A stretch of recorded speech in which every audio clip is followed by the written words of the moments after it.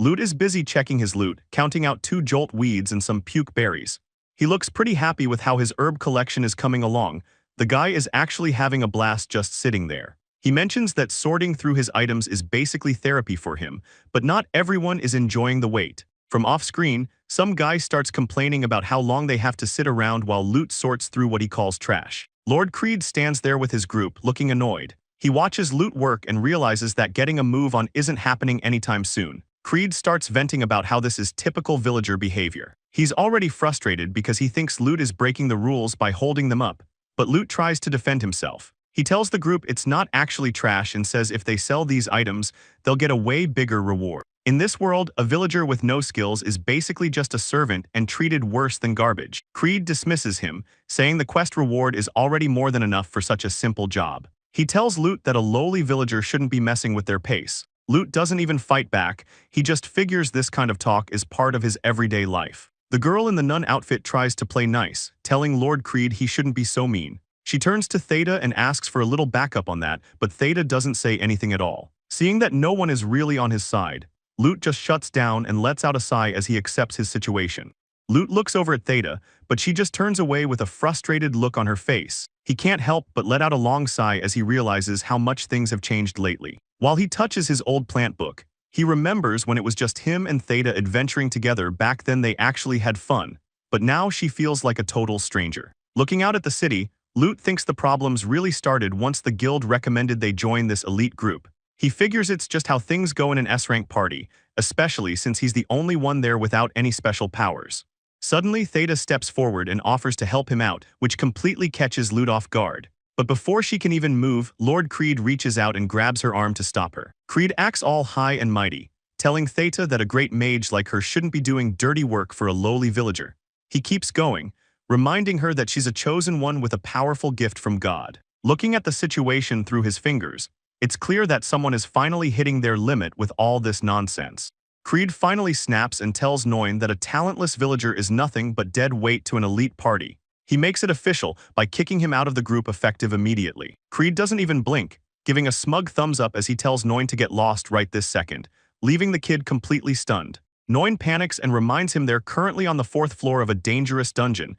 He thinks there's no way Creed is actually being serious about leaving him here. Creed just shrugs his shoulders and says they don't give a damn about the danger. He leans in with a mean look and says it's about time Noin lightens their load by disappearing. The party's nun looks all worried with flowers around her, but she's actually being a total jerk. She tells Creed that if he leaves Noin here, the guy is definitely going to die. Creed agrees while the nun points out the path back is probably swarming with monsters by now. Noin just stands there realizing this saint is actually a cold-hearted person, and he's 100% dead. Theta looks down, clearly feeling bad, and tries to speak up by saying she'll go with him, but Creed instantly grabs her arm to stop her, asking if she's really taking pity on a loser like Noin. He leans in close to her and whispers that hanging around with mere villagers is only going to lower her own value as an adventurer. Creed keeps digging the knife in, telling Theta she's special and nothing like that loser, while Theta just stands there shaking. He doesn't give her a choice and starts dragging her away, telling her it's time to get moving and leave. The nun girl gives a cheerful shout while Creed waves a final goodbye, telling the villager he's sure they'll never meet again.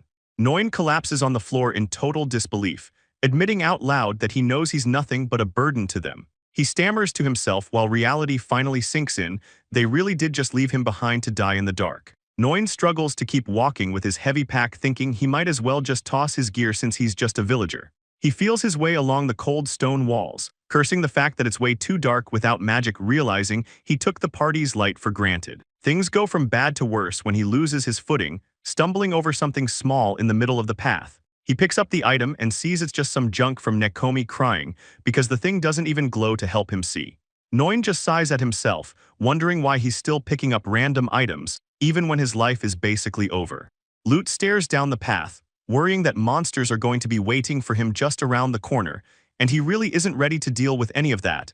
But then, a giant bird made of light shows up right behind him. He recognizes the spell immediately as Theta's crimson magic, calling it out by name as he realizes the firebird is right there, and a huge wave of relief hits him because he honestly thought he was done for. Loot wonders if Theta saved him on purpose, especially since the bird lights up the whole place and keeps all the monsters away, but then he shakes it off, thinking she probably just didn't want the guilt of him dying on her conscience. He keeps moving, telling himself that giving up is basically just a side effect of feeling sorry for himself. Lute starts feeling better and tells the bird he's trusting it to lead him straight to the exit, but then the bird suddenly veers off, making Lute yell that it's going the completely wrong way, and he starts chasing after it, screaming for it to wait because it's heading deeper into the dungeon instead of out.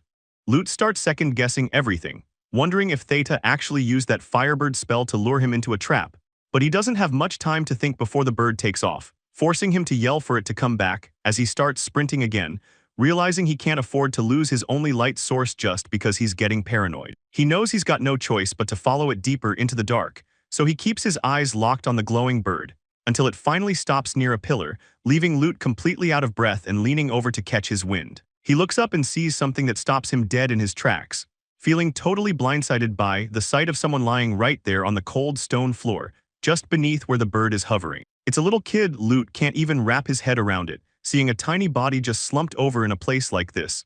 And he keeps staring, trying to figure out how on earth a child could have survived getting this far into a dungeon. He wonders if they were ditched or if they just wandered in, but he quickly pushes the thoughts aside and scoops the kid up, knowing they just need to get out of there fast. Lute keeps running and notices the Firebird is actually leading him straight toward the exit this time, and he starts to wonder if the bird led him here specifically to rescue the kid, who just looks up at him and makes a small sound. He's completely out of breath, but he tells himself there's no time to overthink the situation as he keeps moving, focusing entirely on the child in his arms, who suddenly lets out a giant, sleepy yawn. The little girl reaches up and pats Lute's face with her tiny hands, making a cute noise. Lute totally loses it over how adorable she is, feeling all the stress and tension from the dungeon just melt away, because it's clear she isn't scared of him at all, putting her full trust in him while he looks on in surprise. He gives her a little smile and promises he'll make it out of this place alive just to keep her safe. And then, a weird system message pops up out of nowhere, announcing he's unlocked an extreme growth skill. Lute stops in his tracks and looks around, asking what that noise was and wondering if his mind is just playing tricks on him. Lute notices the patterns on the stone pillars and realizes they finally made it to the second floor, but he knows they only got this far because of the Firebird's help, keeping a steady pace as he suddenly stops and looks up, wondering what that weird presence is right before a loud cry rings out through the hall. Lute starts to freak out, saying it can't be real while a massive high orc suddenly steps out from behind the pillars, catching him totally off guard. Lute starts shaking and looking around for an exit, desperately asking himself what they should do since it's clear this monster is way too strong for the Firebird to scare off. He finally gets why the bird was acting so weird, and looking at the size of the orc, he starts to think they're actually about to die right here. But then he pulls the kid close and gets this look on his face, deciding he's just going to have to fight.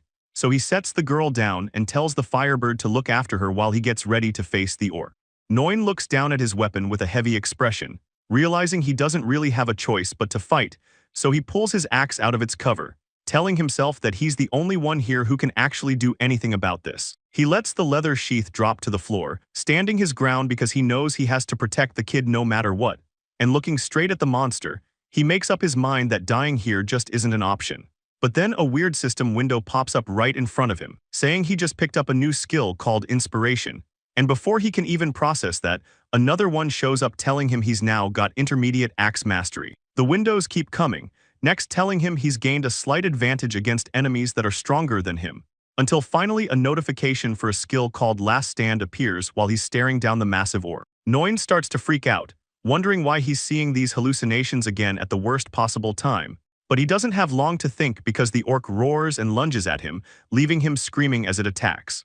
Noin puts everything he has into a massive downward swing with his axe, but he stops and looks at the blade in total shock, asking why it just stopped cutting. He can't believe what he's seeing, thinking the whole thing has to be some kind of lie, especially since the orc is still up and roaring right in his face. He admits he has no clue what's going on, but he knows he can't stop now, so he puts his back into another swing, yelling for the axe to just cut through one more time. The blade connects perfectly this time, slicing right through the monster's neck and dropping the beast for good. Noin finally lets out a long, shaky sigh of relief just as a new notification pops up telling him he's learned intermediate axe defense. He just stands there looking at the massive body on the ground, barely able to say that he actually won. Over to the side, the little girl starts jumping for joy and cheering while the Firebird lets out a relieved breath. Noin drops to his knees with a tired laugh, asking the kid if she's really that happy for him. With the fight finally over, he gathers himself and walks out of the dark dungeon entrance back into the open air. Noin steps out and looks up at the bright sky, finally leaving the darkness of the cave behind, walking out into the grass, while he shouts that they finally made it out alive. He looks at the firebird and gives it a sincere thank you, telling the spirit it really saved his life back there. But it's time to part ways, so he waves goodbye and asks the bird to give Sheeta his best wishes. He knows the bird fought just as hard as he did, but he also realizes it's draining Sheeta's magic every second it stays out. And as he keeps moving forward, he tells himself that he can't keep being a burden to her anymore. It's a pretty sad way to say goodbye, but he's determined to make it on his own, especially when the little girl starts laughing and making cute noises that brighten the whole mood. Noin can't get over how cute she is, but he still wonders how a kid like her ended up all alone in such a dangerous place. And as they walk down the long path, he can't help but wonder if she was actually abandoned. The little girl starts laughing and playing around, and Noin looks down at her, asking what their next move should be since they're out in the middle of nowhere. He asks her if she'd be down to just live a quiet life with him in the countryside for a while.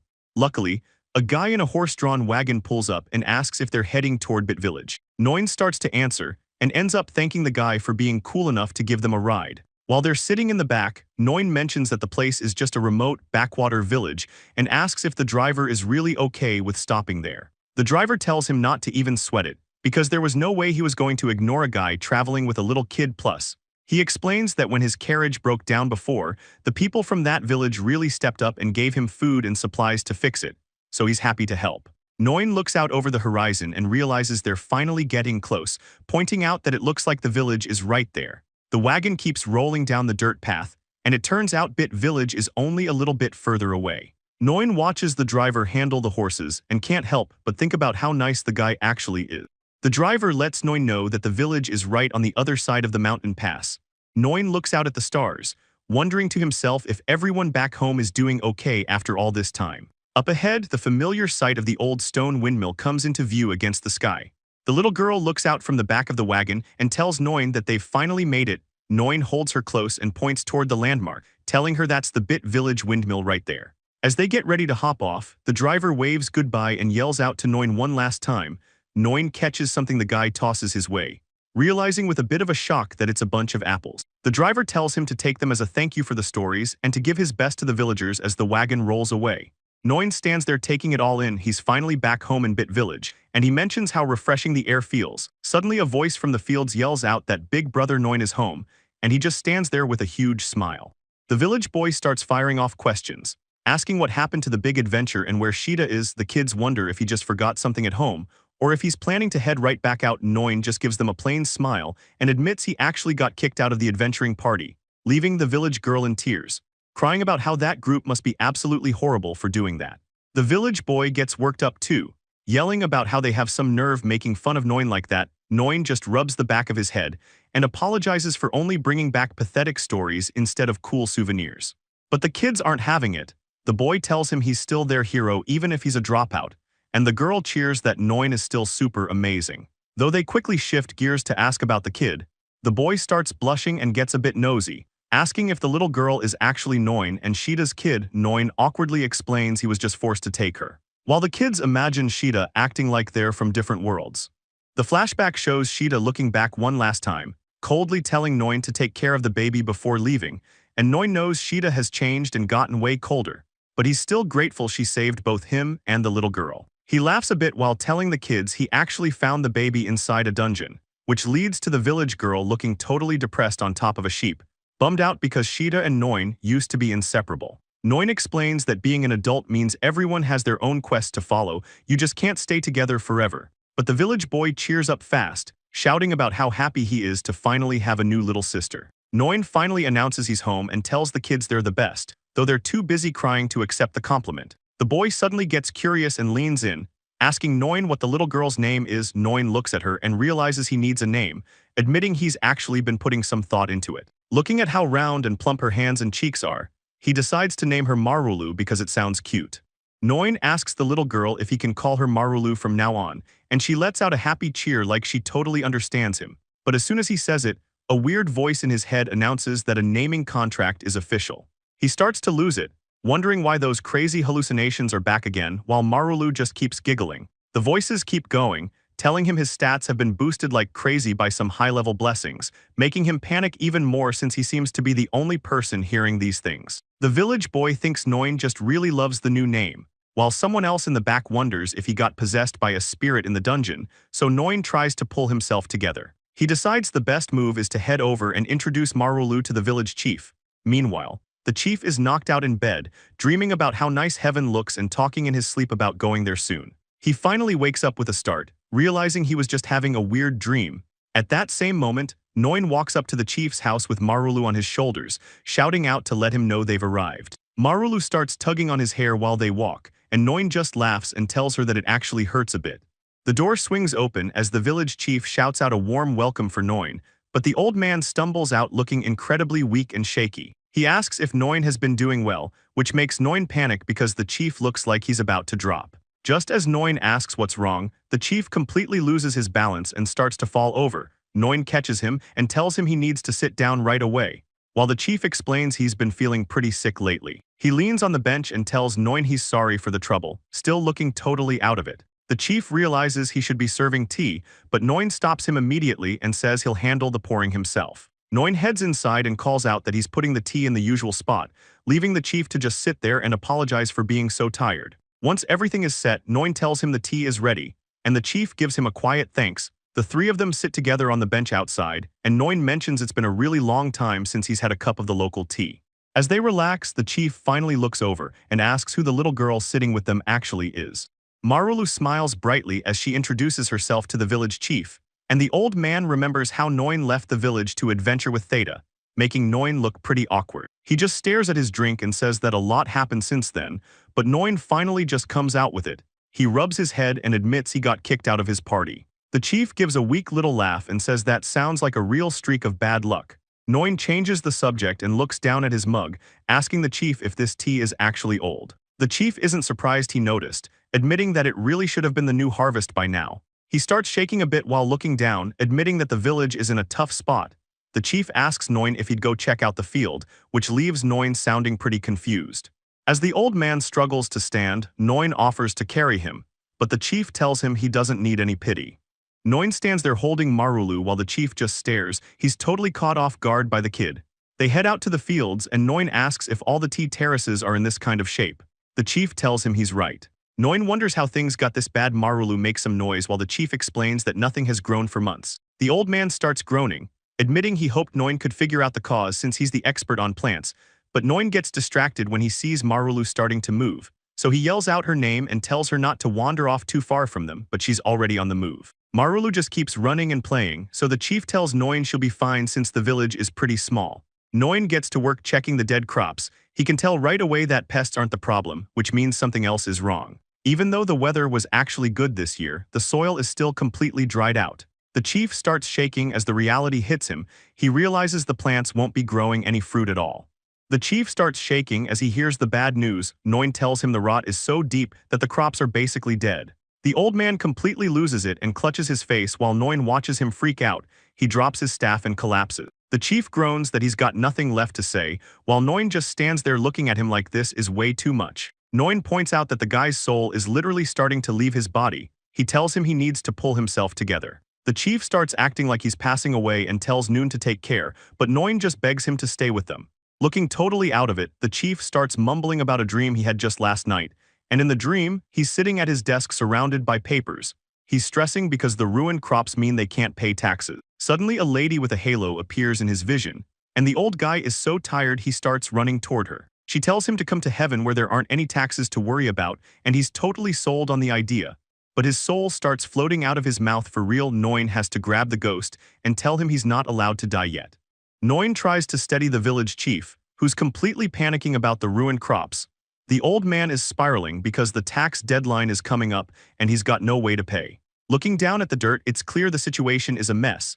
The tomatoes are rotting right on the vine and things are looking pretty grim for the village. While the guys are stressing out, Marulu is having the time of her life. She's just running through the fields, cheering and playing like nothing is wrong. Noin and the chief stop to watch her hop over the crop rows. Noin finally asks her what she's even doing since she's just bouncing around the dead plants. The sun starts to go down over the village. It's quiet as smoke drifts up from the chimney of the chief's small house, and inside, Noin finally gets the chief tucked into bed. He shows up with a bag of food as the old man thanks him for carrying him home. Noin sets down a heavy pile of fresh produce, telling the chief he's actually the one who feels bad for taking so much from them lately. The chief tells him it's really no big deal, so Noin suggests he at least share some of the food with Marulu, who's standing right there smiling. Marulu reaches out and starts patting the chief's head while he lies in bed. He says just having her around is enough to make his heart feel a lot better. Noin heads for the door to give them some space, calling out to the mayor that he'll be back to check on things tomorrow.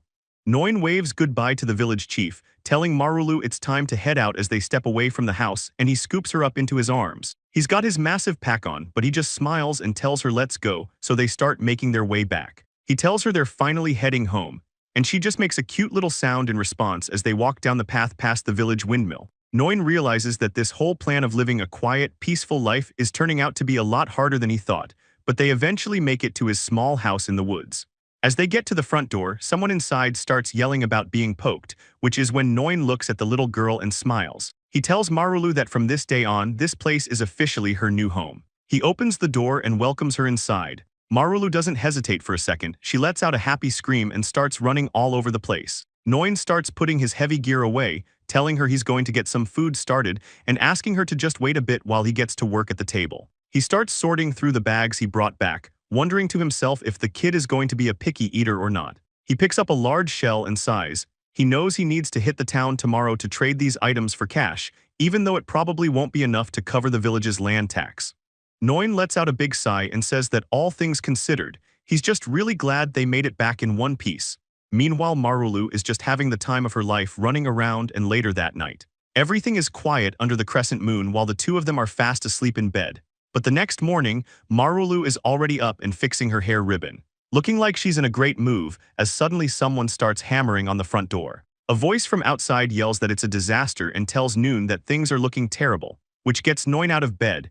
He heads to the door holding Marulu and finds the village chief pointing frantically toward the farm, yelling for them to look because the fields have completely come back to life. Everything is bright green and sparkling, and it's clear that Noin and Marulu are both totally stunned. He can barely get his words out, just staring at the crops and saying it's actually true, while the village chief drops to his knees, crying his eyes out and saying this whole thing is a miracle. Noin is standing there wondering what on earth could have caused this, but the chief is too busy celebrating the miracle to notice, so Noin goes out to check the plants himself. He picks up a perfect tomato and realizes it's not just that the root rot is gone, the actual soil has been totally transformed. Noin looks over the crops and says it's actually true. The field looks amazing and the village chief tells him the soil is totally different from yesterday. The gross smell is finally gone, so the old man starts shoveling dirt into his mouth. Noin loses it, but the chief just yells that the soil doesn't even taste bitter anymore, and he scoffs at the idea of a farmer just looking at the dirt to judge it when they should be tasting it instead.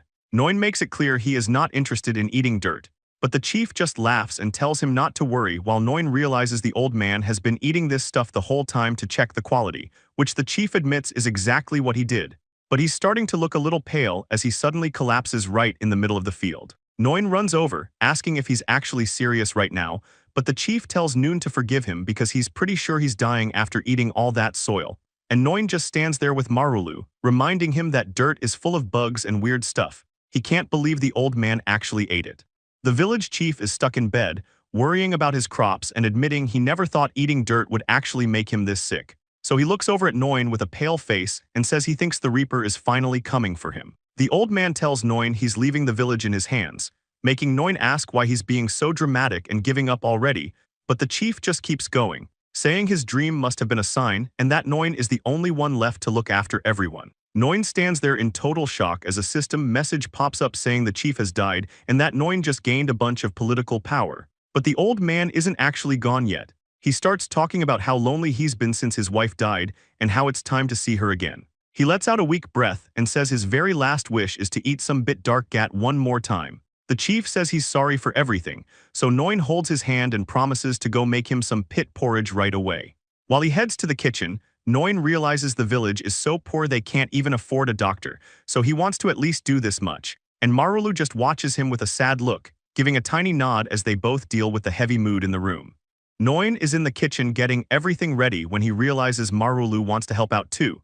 He tells her she's being super kind and watches as she starts stirring the pot while making cute little noises. He tells her she's doing a great job, and as the porridge thickens up, he mentions how he's sure the chief is going to be really happy to finally eat this. Once it's all done, Noin brings the finished pit porridge over to the bed. The old man thanks him, but Noin makes sure to mention that Marulu did a lot of the work too.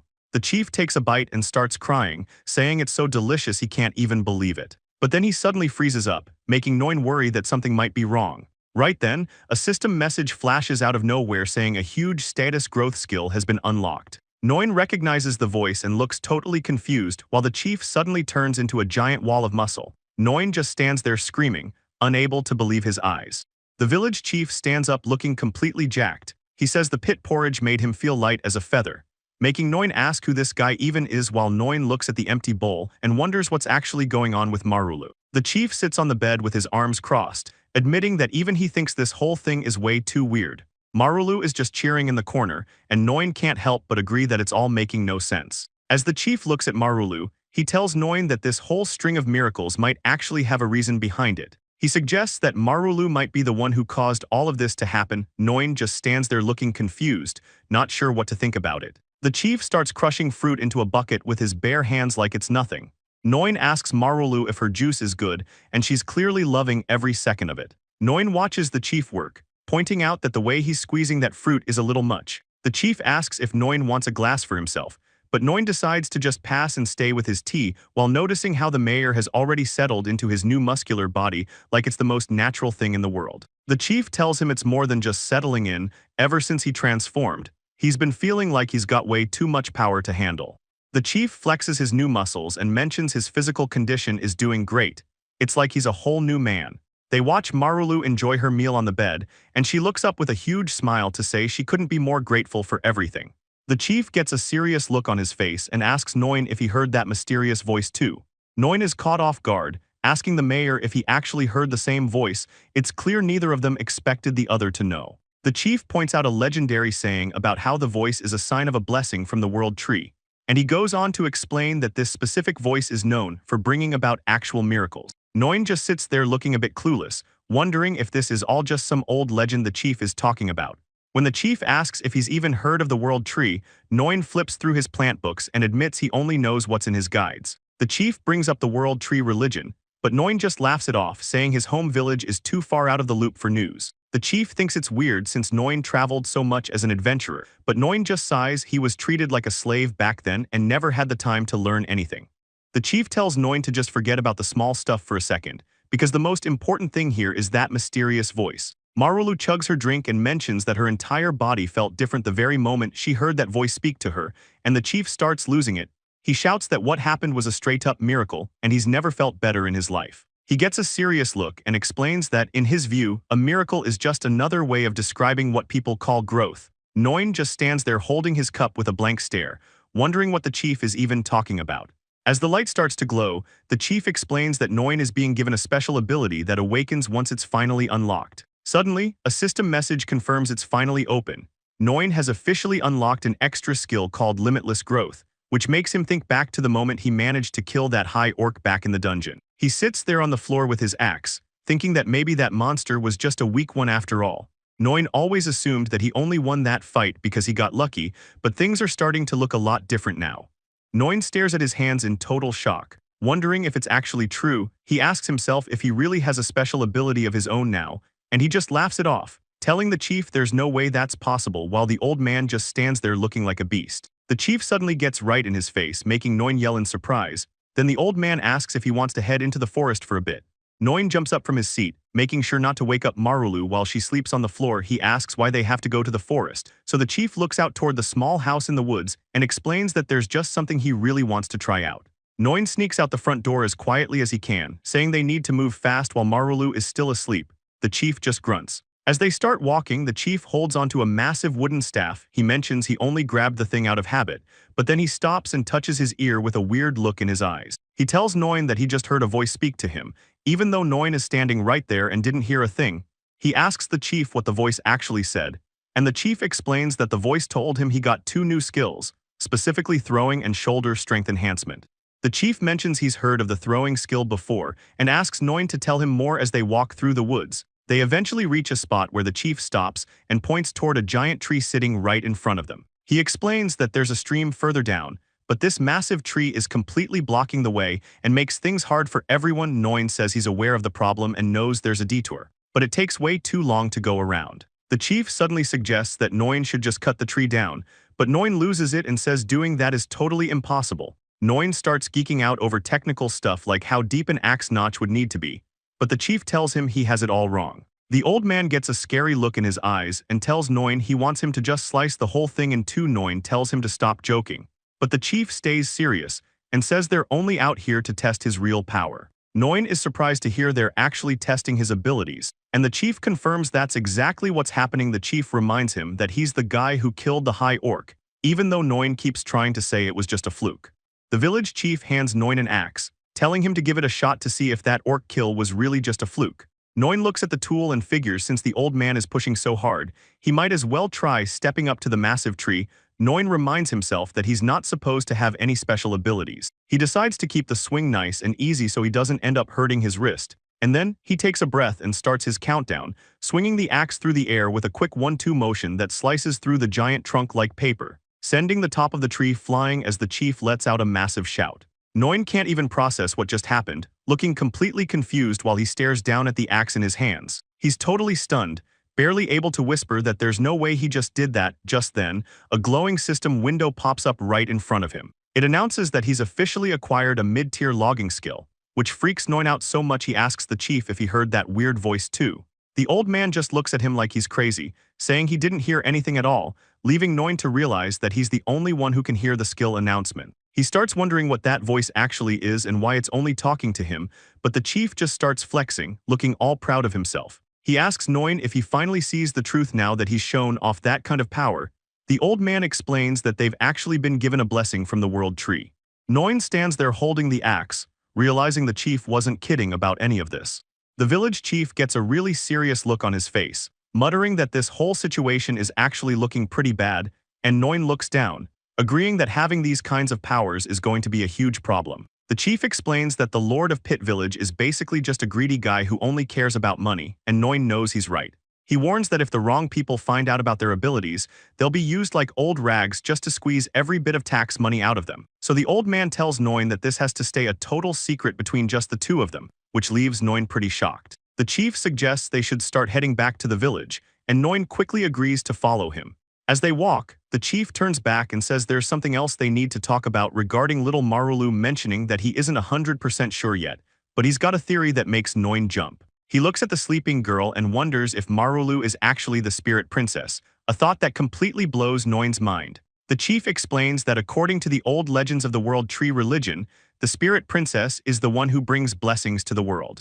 The chief mentions how Noin didn't seem to know much about it, but the World Tree religion is basically everywhere, and it's actually pretty rare for anyone to be clueless about the group that protects the tree, since it's the source of all good luck. Noin is totally losing his mind at the idea, saying there's just no way Marulu could actually be the spirit princess. But the chief reminds him that ever since Marulu showed up, miracles have been happening non-stop, and Noin has to admit he's right. The old man points out that Noin has been getting the most out of it, receiving constant blessings just by staying near her, which makes Noin think back to how they spent the whole day just running around and playing with a ball. He remembers how he somehow learned massive skills and reached level 10,000 just from playing, and it honestly makes him want to cry. Noin realizes that when he looks at it from that perspective, the chief's theory actually starts to make some sense. Then the chief goes even further, suggesting she might even be the world tree itself, leaving Noin completely stunned. The two of them just stand there shaking in total shock, both of them telling themselves there's no way that's possible.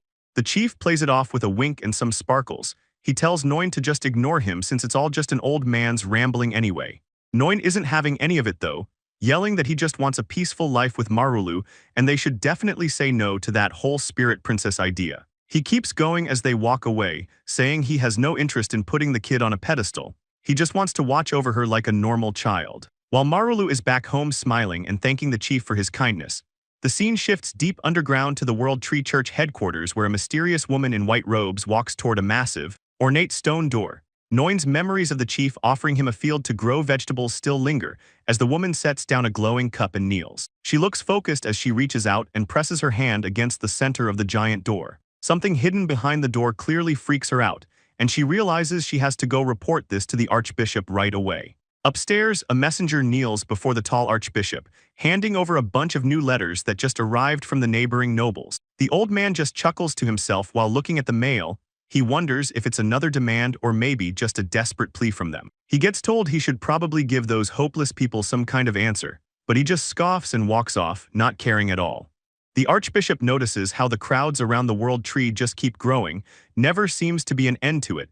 He laughs to himself while showing off his rings, thinking that a person's natural talent is the only thing that really matters in this world. Suddenly, the woman from the basement runs into the room. She's screaming for the Archbishop, who just wants to know why she's making such a scene. She leans in close and whispers right into his ear, and whatever she says makes the old man freeze up and groan. The news is heavy. She tells him the World Tree is actually dying. The Archbishop can't believe his ears, asking if this is really the reincarnation sign that only happens every few hundred years.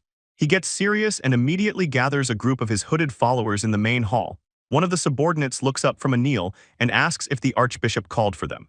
The old man looks totally stressed as he announces that the great migration for the tree's reincarnation has finally begun. He stands there with his arms wide, reminding everyone that the World Tree is the source of all their wealth and power. The Archbishop gives his followers a direct order to find the reincarnated person and bring them back to him without anyone knowing. He looks totally desperate as he adds that he's willing to pay whatever price is necessary to make it happen. The followers shout that they'll do exactly as he says, and then they all take off to start the hunt immediately. Back at the village, the young boy is lying around wondering where that giant tree flew off to after Noon cut it down. Just then, Marulu pops up in the window with a shout, which catches Noin and the spirit chief off guard. Noin walks over and picks her up, telling her he's sorry for leaving her all alone to watch the house while he was out. He just stands there holding the little girl for a second, and she looks right back at him. Noin mentions to the chief that he still has a hard time believing she's actually some kind of spirit princess. The spirit chief just laughs the whole thing off, leaving Noin to wonder if the village chief was just talking nonsense, but he decides to just roll with it for now, while Marulu makes a happy little sound in his arms.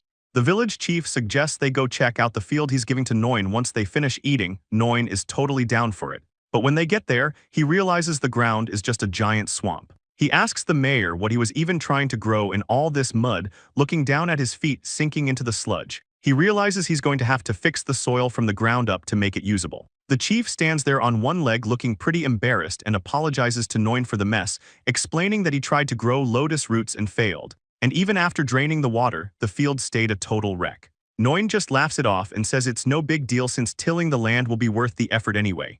He gets a fun idea to pass the time and asks Marulu if she wants to make some mud balls with him.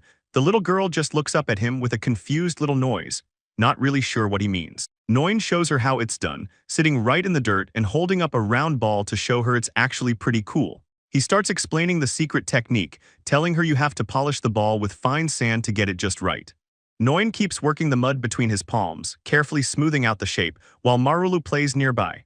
The village chief watches them from behind and mentions that Noin seems way too focused on what he's doing. Finally, Noin holds up the finished product with a huge grin and tells Marulu to check out what he made, but he suddenly realizes he's been at it for way too long. The chief points out he's been messing with that single mud ball for over an hour, leaving Noin laughing awkwardly about how he just couldn't help himself. The old man points over at Marulu, who looks like she's just bored out of her mind, explaining that Noin has been obsessed with making these things ever since he was just a little kid. Noin doesn't seem to care and just keeps bragging about how amazing and shiny the mud ball turned out.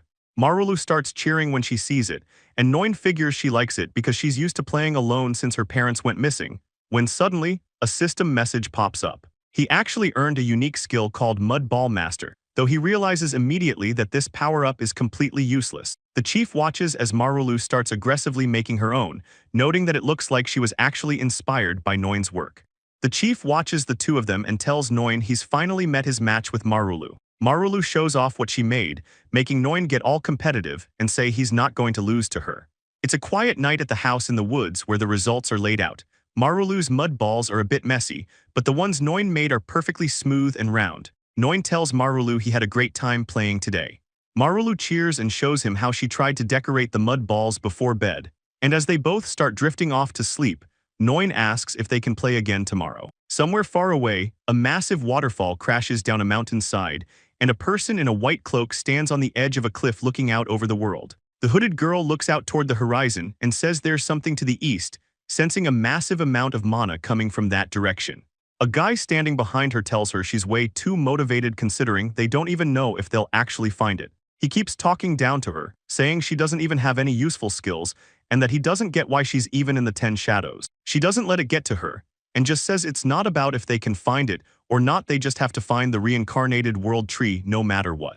The guy in the white cloak stands firmly on the cliffside, saying that the only thing that matters is completing the mission they were given, and he doesn't care what anyone else thinks, calling people idiots if they can't understand why they're doing this. Back near the waterfall, things are a lot more peaceful around the little house. Noin is busy scrubbing clothes in a wooden tub, but he's struggling because the stains just won't come out, feeling the regret of not washing the mud out of their clothes as soon as they finished playing yesterday.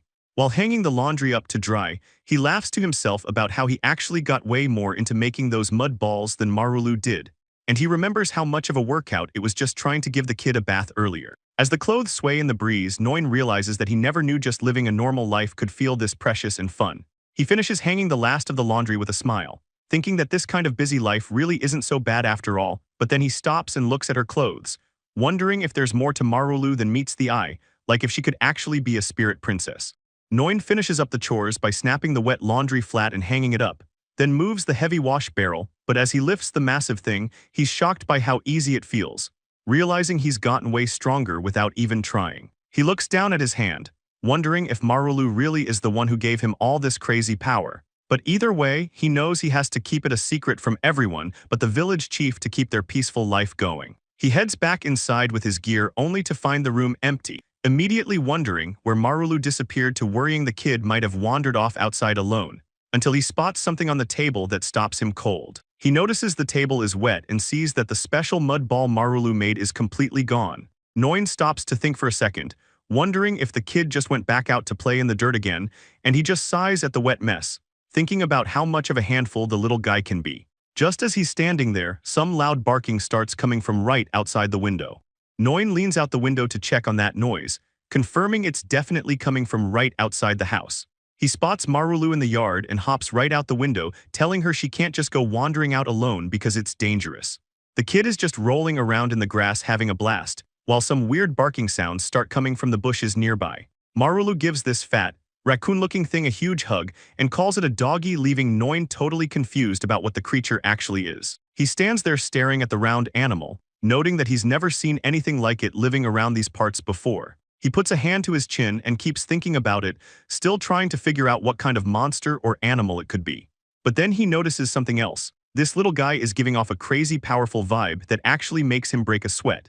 Just then, a voice behind him remarks on how lively things are, so Noin turns around and tells the village chief he showed up at the perfect time. Noin completely loses it when he sees the old man, because the village chief is casually strolling up while carrying a massive tree trunk over his shoulder. The chief drops the heavy logs with a loud thud, explaining that he wanted to build Noin a little shed near the field he just gave him. The chief asks Noon if he's getting started on leveling the fields today, while Noon just stares at the old man, telling him he's way beyond human for carrying those logs like they're nothing. The chief looks over at the animal Marulu is hugging and asks what that thing is supposed to be, wondering if it's just some kind of weird raccoon. He mentions he's never seen one around here, but it reminds him of an animal an Eastern merchant once told him about, though he can't get over how strange the creature looks. Noon gets a bit nervous and asks the chief if he can feel that crazy mysterious aura coming off the thing, since the vibe it's giving off is definitely not normal. Marulu lets out a little yell when another one of the creatures suddenly pops out from behind the first, giving her a second round animal to play with. The creature actually barks like a dog, which catches them off guard, and the chief looks completely pale as he tells Noon that now there's a second one to deal with. The old man starts thinking it over and wonders if it could be a spirit, especially since it seems so attached to Marulu. Maybe it's even a legendary great spirit. He explains that just seeing one is supposed to bring enough luck for your descendants to thrive, which is a huge deal considering mages spend their whole lives trying to find just one. Noon wonders where these rare things even come from, so the chief asks him if anything weird has been going on with Marulu lately. Noon thinks for a second and says nothing unusual has really happened, even though the evidence is literally standing right there in front of them. Two of Marulu's mud balls start to vanish right off the ground, leaving two more spirits in their place, and Marulu is totally hyped about it. The new ones are a perfect match, and just as weird as the first, so the chief completely loses it. Noin explains they were just mud balls, and the creatures start barking happily while Marulu plays around with them. But Noin tells the chief they need to be smart and keep this whole thing a secret. The chief asks if this is even possible, and Noin just awkwardly agrees with him, The old man says he can hear their peaceful life falling apart and begs Noin to say it's all a dream. They try to move on and go clear the fields, but Marulu starts running wild and they have to tell her to stay out of the dirt. Noin calls Marulu over while holding some small clothes. She looks a bit surprised, but he gets her all strapped into a carrier on his back, telling her she can just relax and watch the birds today. The village chief tells Marulu her new outfit looks great on her, and Noin apologizes for taking so much from the old man. The chief realizes the kid didn't even have clothes before. Marulu shows off the outfit with a big smile, while Noin explains they're just hand-me-downs from the other village kids. Looking at how happy she is, Noin admits he's actually really glad he decided to come back home to the village. Suddenly the chief remembers the little raccoon spirit and asks Noin what exactly happened to the creature. Noin explains that he told the creature to stay behind hiding under the bed to keep an eye on the house while they're gone. Back at the house, the spirit is actually listening, hiding in the dark and muttering about house-sitting, which Noin says is all thanks to Marulu. The chief asks if he's really planning on keeping that thing at his place, and Noin just sighs, saying it's the only way they can handle it for now. With Marulu safe on his back, Noin finally starts swinging his scythe, getting to work in the fields. Out in the mud, Noin shouts about how good the fresh air feels while Marulu cheers from his back, just soaking in the vibe. He says tilling the fields gives him a real sense of accomplishment, and then Noin points out a bird flying by for Marulu to see, acting like it's a big show for her. He starts thinking about the old days, how being an S-rank adventurer was rough because everyone looked down on him for being a villager. But now he realizes being a regular guy in Pit Village is perfect. He's honestly never had this much fun. Looking out at the empty land, Noin figures if he fills the whole field with his own crops, the villagers will be so happy. Suddenly that weird voice pops up in his head, telling him he just earned a mid-tier farming skill, which leaves him standing there feeling incredibly light, like all his weight just vanished. He decides not to overthink it and just accepts the power-up, yelling that he's gonna clear half the field before the day ends. The village chief catches him in action and gets completely blindsided, asking why Noon is moving at such a crazy speed.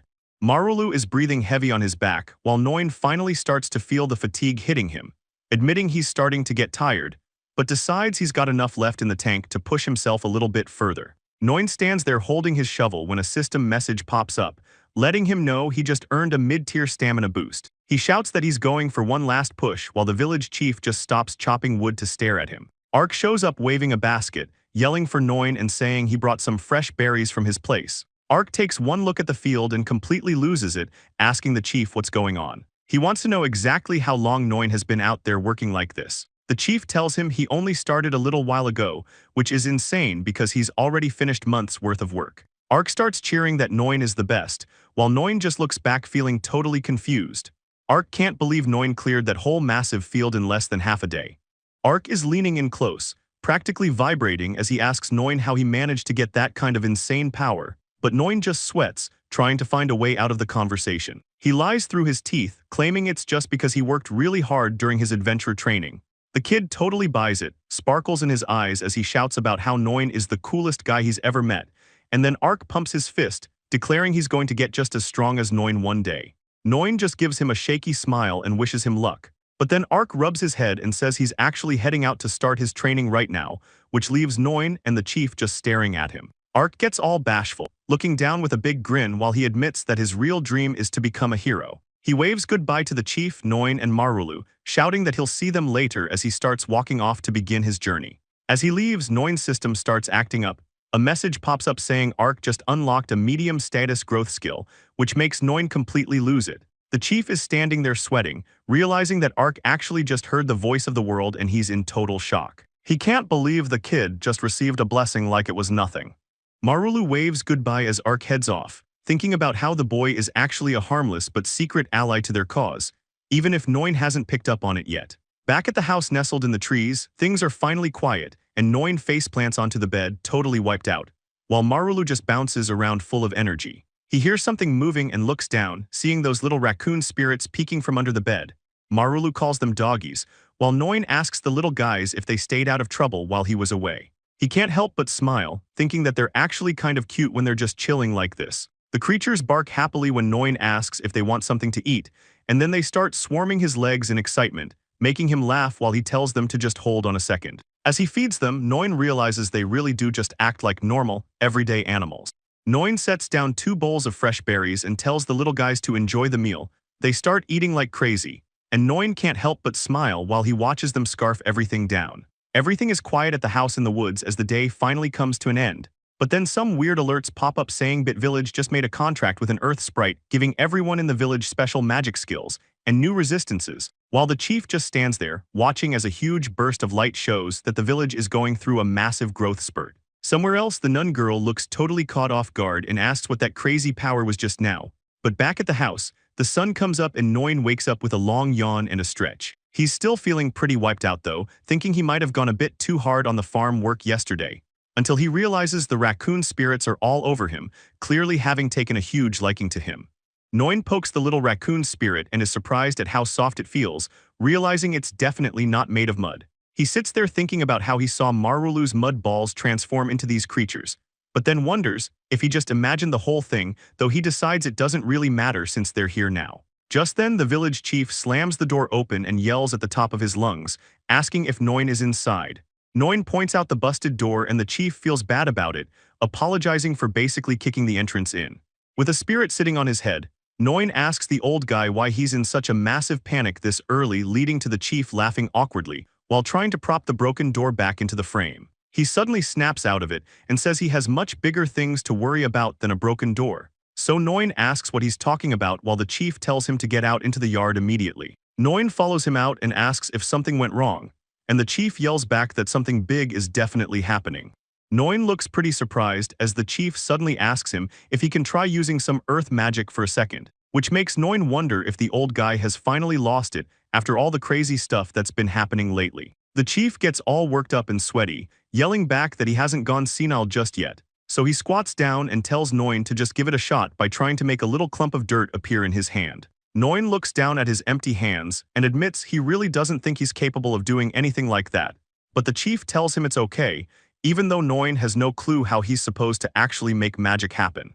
The chief tells him to just visualize the dirt in his palm, so Noin closes his eyes and tries his best to focus, concentrating as hard as he can while repeating the words "clod of earth" over and over in his head. Suddenly, a piece of dirt actually pops into his hands, leaving Noin totally shocked and wondering why this is happening, while the chief just looks on, saying it's exactly what he suspected as Noin asks what this is all about. The village chief shows off a bit, telling Noin he can actually do it too, which sends Noin into a total state of shock. The effort is way too much for the old guy though, and he collapses on the ground, making Noin yell out his name. Noin looks down at the ground and notices a little raccoon spirit has appeared, realizing that's what came out of the dirt. The chief stares at the creature with a super serious look, calling it an earth sprite. He gets all worked up and asks Noin if he did something to that raccoon, but Noin says he didn't do anything special. Noin mentions the only thing he did was give the little guy some dinner last night, leaving the chief totally speechless. Noin starts to look a bit confused as things start to click, wondering if there's more to the story. He remembers hearing a mysterious voice last night, talking about some kind of contract between the village and these spirits. Noin repeats the name of the village in his head, still trying to wrap his mind around what he heard. The chief explains that the voice mentioned something about enchanting with earth magic, and the proof is right there in his hands. The chief stares at his hands in disbelief, thinking that if he's able to use this power, then everyone else in the village should be able to as well. He looks over at Noin and gets a bit sentimental, mentioning how much he actually loves this quiet, peaceful life they've got going. Noin stammers out that he feels the same way, and as he tries to bring something else up, the chief says he gets where he's coming from. Since things are getting complicated, they both agree to just keep everything a secret like they usually do. Later on, Noin heads back inside with the little raccoon spirit following him, and Marulu is right there waiting for him. Noin sees her sitting up and realizes she's already wide awake, but it's pretty clear she has one thing on her mind. She holds up her empty bowl and starts yelling for Noin, making it known that the doggies are ready for their dinner. Noin looks out the window and realizes the sun is up, so he tells her to hold on a second since it's already breakfast time. The spirits start absolutely inhaling their food, which makes Noin ask if it really tastes that good as he and Marulu watch them. Noin makes a mental note to go thank Aluk for the berries soon, and figures he'll share some of their own crops once the fields start producing. Noin looks out at the field he just worked on. The sight is actually pretty incredible, and he can barely believe his eyes since the crops he planted only yesterday are already covered in ripe fruit. It's moving way faster than normal, so he realizes this has to be the result of his contract with the spirits. He and Marulu just stand there in total awe of the power. Noin suggests that since they have such a huge haul, they should probably go share it with the rest of the village. Marulu's all for it. He decides they'll stop by Florence's place specifically, mostly because she was the one who gave Marulu the clothes she's wearing. Noin gets to work picking as many tomatoes as he can, letting out a tired breath once the baskets are finally filled up. And he figures that since Florence has a big family with a ton of kids to feed, they should head over to her house first. As he lifts the heavy baskets, he's shocked by how light they feel, wondering if he's got some kind of new blessing making him stronger. He thinks he's pretty impressive for carrying 30 kilos like it's nothing, while Marulu cheers him on from behind as they start the trek. Noin tells Marulu to stay close and hold on since it's a long walk, so she grabs his leg as they head out.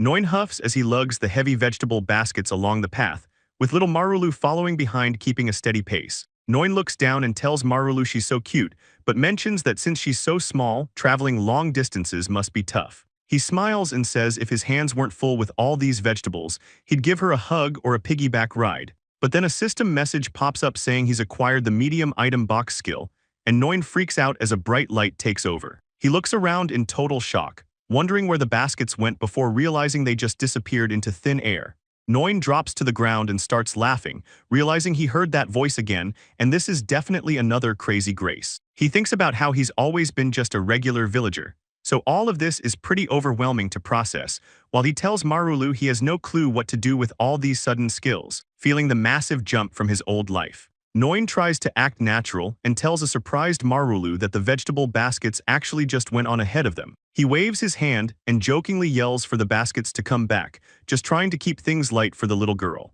The vegetable baskets suddenly pop back into existence right in front of them, catching both of them off guard.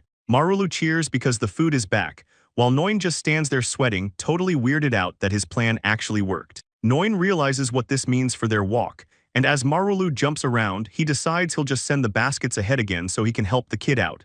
He closes his eyes and gives the command for the items to vanish, and just like that, they're gone. Marulu thinks it's a great show, but Noin's just thinking about how crazy simple the skill is to use. Now that his hands are finally empty, Noin tells Marulu to hop on his shoulders for the rest of the trip to Florence's place. As they walk, Noin realizes how handy this power is, but then it hits him that he might get stuck doing everyone's chores. He figures it's best to keep this a secret from the village chief, picturing the old man making him carry giant logs all day long. They finally make it to the house, and Noin calls out to see if Florence is around. The door swings open, and Florence greets him with a big smile, happy to see Noon back at her place. Florence gives them a warm welcome, looking especially happy to see that Marulu came along for the visit as well. Noin holds up the heavy basket and explains he brought some vegetables to say thanks for the clothes, while Marulu just cheers. Florence is thrilled about the gift, mentioning it's a huge help since she has such a big family to feed. She tells them to stop standing around in the doorway and invites them both to come inside the house. As they get settled, Florence says she'll go brew some tea and apologizes for the place being a bit tight, but Noin tells her it's totally fine. He asks if her husband Johan was the one who built it, telling her it's a really lovely home. Florence blushes at the compliment, saying he's just as much of a flatterer as Noon is, but then she remembers she actually has one last slice of berry pie left in the kitchen. She turns to Marulu and asks if the little girl wants it. Marulu's eyes go wide as Florence sets the plate down, telling her to go ahead and enjoy the treat. The little girl is completely stunned by the sparkling pie, letting out a tiny sigh of pure excitement while Noin watches on. Noin tells Florence that he's totally fine with just having some tea, while she apologizes for only having one piece of pie left, explaining that things disappear fast with such a huge family. Marulu is busy enjoying her treat at the table when the village boy suddenly kicks the door open, shouting to his mom that he's finally back home. The kids spot the dessert and lose it. The sister points at her mom and asks if she's been keeping the pie hidden from them this whole time. Before anyone can react, the boy snatches the slice right off the plate and bolts, leaving Marulu staring at her empty hands in total shock. Marulu starts bawling and tells him he's being a huge jerk, but the boy just yells back that it's his now because he was faster. He tells her to stop being a baby and quit crying over some dumb food, but he doesn't realize his mom is standing right behind him. Florence absolutely loses her cool and smacks him, yelling at him to apologize for being so rude after stealing from a guest. As the boy gets scolded, Noin scoops up the crying Marulu and tries his best to comfort her, telling her it's going to be okay. Florence isn't done yet. She holds her hand out and demands that her son gives the pie back right this second. She takes Marulu from Noin and tells her she's a good girl, then makes a ridiculous face to try and cheer her up, which just leaves the little girl looking completely confused. Florence goes all out, making a ridiculous face and sticking her tongue out, making all these weird sounds to get Marulu to stop crying. She keeps switching up the goofy expressions, doing whatever she can to help, and it actually works. Noin tells her he's seriously impressed by her skills, but she just laughs and says having 7 kids will do that to you. While Marulu finally starts smiling again, Florence doesn't let her son off the hook. She makes him apologize to the little girl while he nurses a massive bump on his head. Noin stands back, amazed at how fast she handled the situation. He thinks to himself that he's gotta learn how to do that for later on, but suddenly a system message pops up. He's shocked to see he actually leveled up and gained a new skill called Expert Soother, which makes him lose it. He can't believe a random thought in his head actually made a skill manifest right then and there. He squats down and tries to keep it together, telling himself he really needs to stop getting so worked up over everything involving Marulu, but the peaceful moment ends fast. Florence suddenly collapses on the floor, and Noin rushes over to check on her while her son yells out for his mom. Florence looks totally drained, admitting she's just exhausted and feels bad for being such a mess, but Noin tells her to just focus on resting. Florence is still looking pretty rough, but she tries to force herself up, saying she can't just lie around because she needs to get dinner started. Her kids aren't having it though, and they tell her to stay in bed and rest, begging her not to push herself while they take over the chores. Noin jumps in to back them up, telling Florence he's going to help out too, so she really just needs to lie down and take it easy. She looks at him and calls him Noon, sounding a bit guilty as she asks if she can really count on all of them to handle things, but Noin gets everyone fired up, saying they're going to split the work and do their absolute best, and the kids are totally down for the plan. While everyone is getting ready, Noin looks back at Florence and starts realizing something is up. It seems like something impossible just happened. He thinks back to that system voice and realizes it sounded like 2 voices overlapping at once, but the kids snap him out of it by asking what the first move is. Noin takes charge and tells them they're starting with the cleaning and the laundry, and says he'll head out to the well to fetch all the water they need. As he's lowering the bucket into the well, he can't stop thinking about that sound, and he's pretty sure he didn't mishear it. He remembers the voice saying a status growth skill was unlocked, making him wonder if Florence actually just manifested a skill the same way he did. Noin looks at his reflection in the water bucket and starts wondering why he can hear that weird voice, especially when it's announcing someone else's skill unlocking. He remembers that only the chief could hear the voice back when the village made the deal with the raccoons, and he tries to shake the confusing thoughts off. Since he doesn't actually know anything about how this works, Noin figures there's no point in stressing, so he decides he'll just ask the chief for some advice later. He uses his powers to summon a whole bunch of water buckets at once, making them appear out of thin air right in front of him. One of Florence's daughters catches him off guard and makes him jump.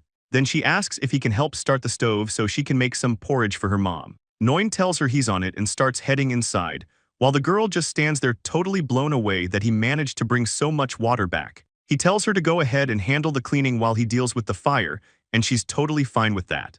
Once she's gone, Noin leans against the stove and lets out a huge sigh of relief, thinking he almost got busted using his abilities in front of her. He starts working on the fire and remembers how his old party used to make him do this all the time, and he really wishes he could make this task easier too. Suddenly, a massive flame erupts from his hands as the system announces he's gained a top-tier kindling skill, and he just smiles, feeling like he's finally getting the hang of things.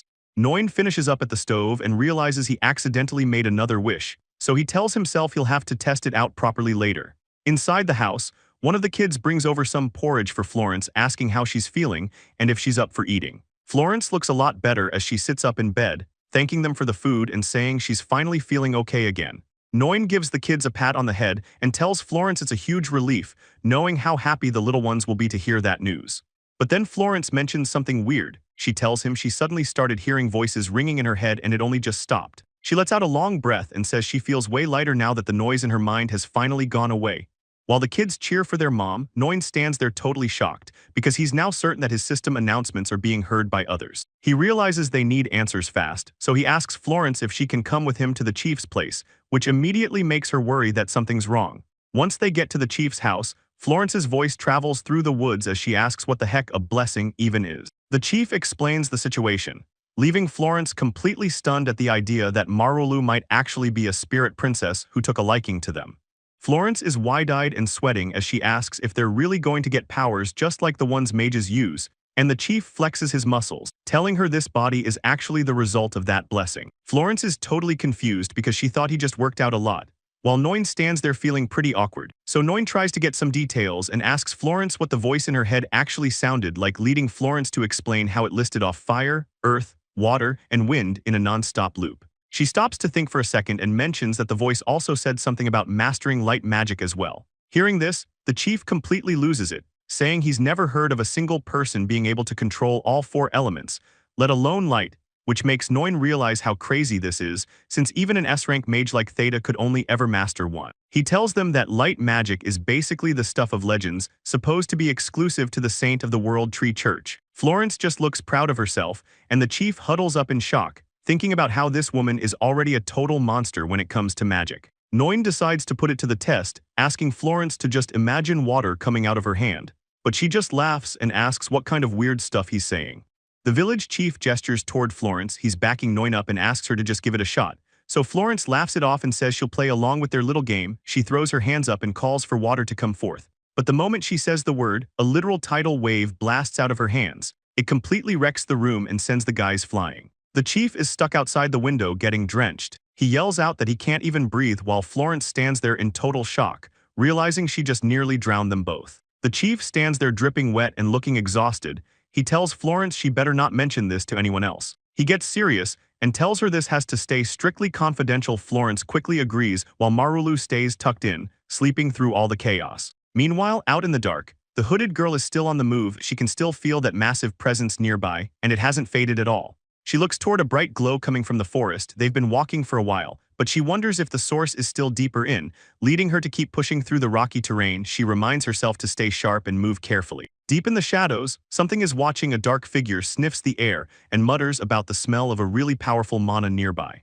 Inside the quiet room, a single candle flickers on the table as a hand reaches for a cup. It's late, but Noin is still wide awake and drinking, thinking to himself that there's just no way he can calm down right now. He's sweating and looks completely stressed out. He was supposed to just go back to Pit Village and live a simple, quiet life. But everything changed after he became an S-rank party's pet and headed for the World Tree Village. Now Marulu's weird powers have the whole place in a total panic. He thinks back to how the village chief went from looking like he was on his deathbed to suddenly becoming a massive, buff guy. It's totally insane, especially with Marulu making those mud dumplings that actually transform into living raccoons right before his eyes. Noin takes another sip and realizes it's not just the two of them. Even Florence ended up getting a skill without having any clue what was happening. He stares down at his food with a grim look on his face. He's starting to suspect that everyone else in the village might be changing too, and maybe from here on out, every villager is going to start waking up with their own special skills. The thought has him sweating bullets. He knows things are going to get extremely dangerous if he doesn't start learning how these skills actually work. Noin sits back and tries to remember exactly when he started using skills, thinking the very first one he ever unlocked was likely his growth skill. Everything goes back to that day in the dungeon when he first found Marulu and saved her. But before that happened, he had to deal with Lord Creed's ego. The guy told him straight to his face that a villager with no talent is just dead weight before kicking him out of the party. Thinking about it makes Noin slump over on the table. It's a total drag to remember.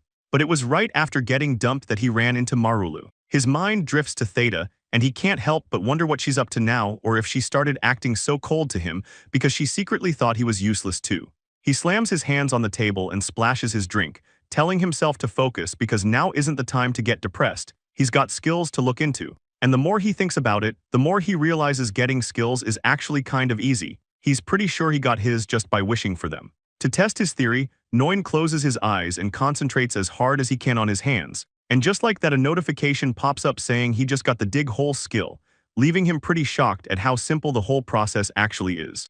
Noin hunches over, feeling like an idiot for picking the dig hole skill when he definitely should have thought of something better. It's great for farm work, but that's about it. He leans on his hand by the candlelight, realizing there were actually other times he unlocked skills before this. It hits him that one of those times was back when he was out tilling the fields. He remembers how the farming skill just popped up out of nowhere because he was having such a good time working. And as soon as he told himself to push just a little bit harder, the stamina increase skill appeared right then and there. There was one more time he really stopped to think about what he was doing. He looks at a pot of bubbling stew and realizes it happened right as he was asking Marulu if she liked the food he made her. That was the very first meal he ever put together for the kid. She was so hyped about it that she did a little ta-da pose before digging in. Noin took a bite himself and thought he might have gone a bit heavy on the flour, so he made a mental note to fix the recipe next time. Just by having that thought, his cooking skill evolved and gained a plus sign. He wonders now if that extra level was always there, or if he really managed to level up his abilities just by caring enough to make a decent meal for Marulu. Noin looks back at how his cooking skill changed. He just wanted to make the food taste better for the kid, and that simple thought was enough to make the skill evolve into something better. Looking at the new rank, he figures that little plus sign means the effect actually gets stronger whenever he takes a second to think about his work and how to improve it. He figures there are 3 main ways his skills trigger. Usually it's just from working way harder than normal, and he really wishes he'd had an ability like this back in the day. But there's still a catch. He realizes the actual rank of the skill he ends up with seems to be completely random, leaving him thinking about Florence and how she uses her high-level elemental magic just for basic housework. He wonders if the power of a skill is actually tied to a person's natural talent. He tells himself to stay focused and quit overthinking things, wondering if he's just making stuff up in his head at this point. Noin sighs as he looks over at the bed. Marulu is completely passed out and sleeping like a log. He gives her a little head pat, thinking maybe she's the one bringing these blessings to the village, even if she doesn't fully understand what's happening. As the candle burns low, he makes a mental note to be low-key with his powers. He's finally got a peaceful life and he doesn't want to ruin it. The next morning starts with a startled Florence comes running in and tells Noon he needs to come outside and see this right now. Florence is super hyped and starts waving her hands around, telling everyone to come check this out because it's amazing. She starts showing off by the fireplace and asks Noon what he thinks, laughing about how magic makes life so easy and convenient. Noon is standing there holding Marulu, looking pretty stressed because he realizes the convenient stuff she's doing is actually top-tier secret magic. She keeps going, bragging about how she doesn't even need the well for water anymore and how it makes her flowers look great, which leaves Noon completely confused while she points out how dark it is and tells him to come over for a second. She explains that her new trick makes cleaning out all the tiny gaps and corners way faster than before. But Noon is internally losing it since he realizes she's using all 4 elements and even rare light magic just to do basic housework. He thinks about how an S-rank mage would probably freak out seeing this kind of power, yet here she is just being a regular housewife. But then he realizes that's just how Florence is. She doesn't care about being powerful and would rather just keep living her life like this, so he calls out her name while she's mid-spell, and she just casually stops to ask him what's on his mind. Noon suggests that using wind magic would make cleaning the house even easier, and Florence just loses it, asking him if he's some kind of genius for thinking of that. The corn in the fields looks perfect, and you can practically smell the pure mana coming off the crops, which catches the attention of something hiding in the woods. A pair of glowing yellow eyes watches the tiny village from the shadows, thinking this place is perfect for whatever they have planned.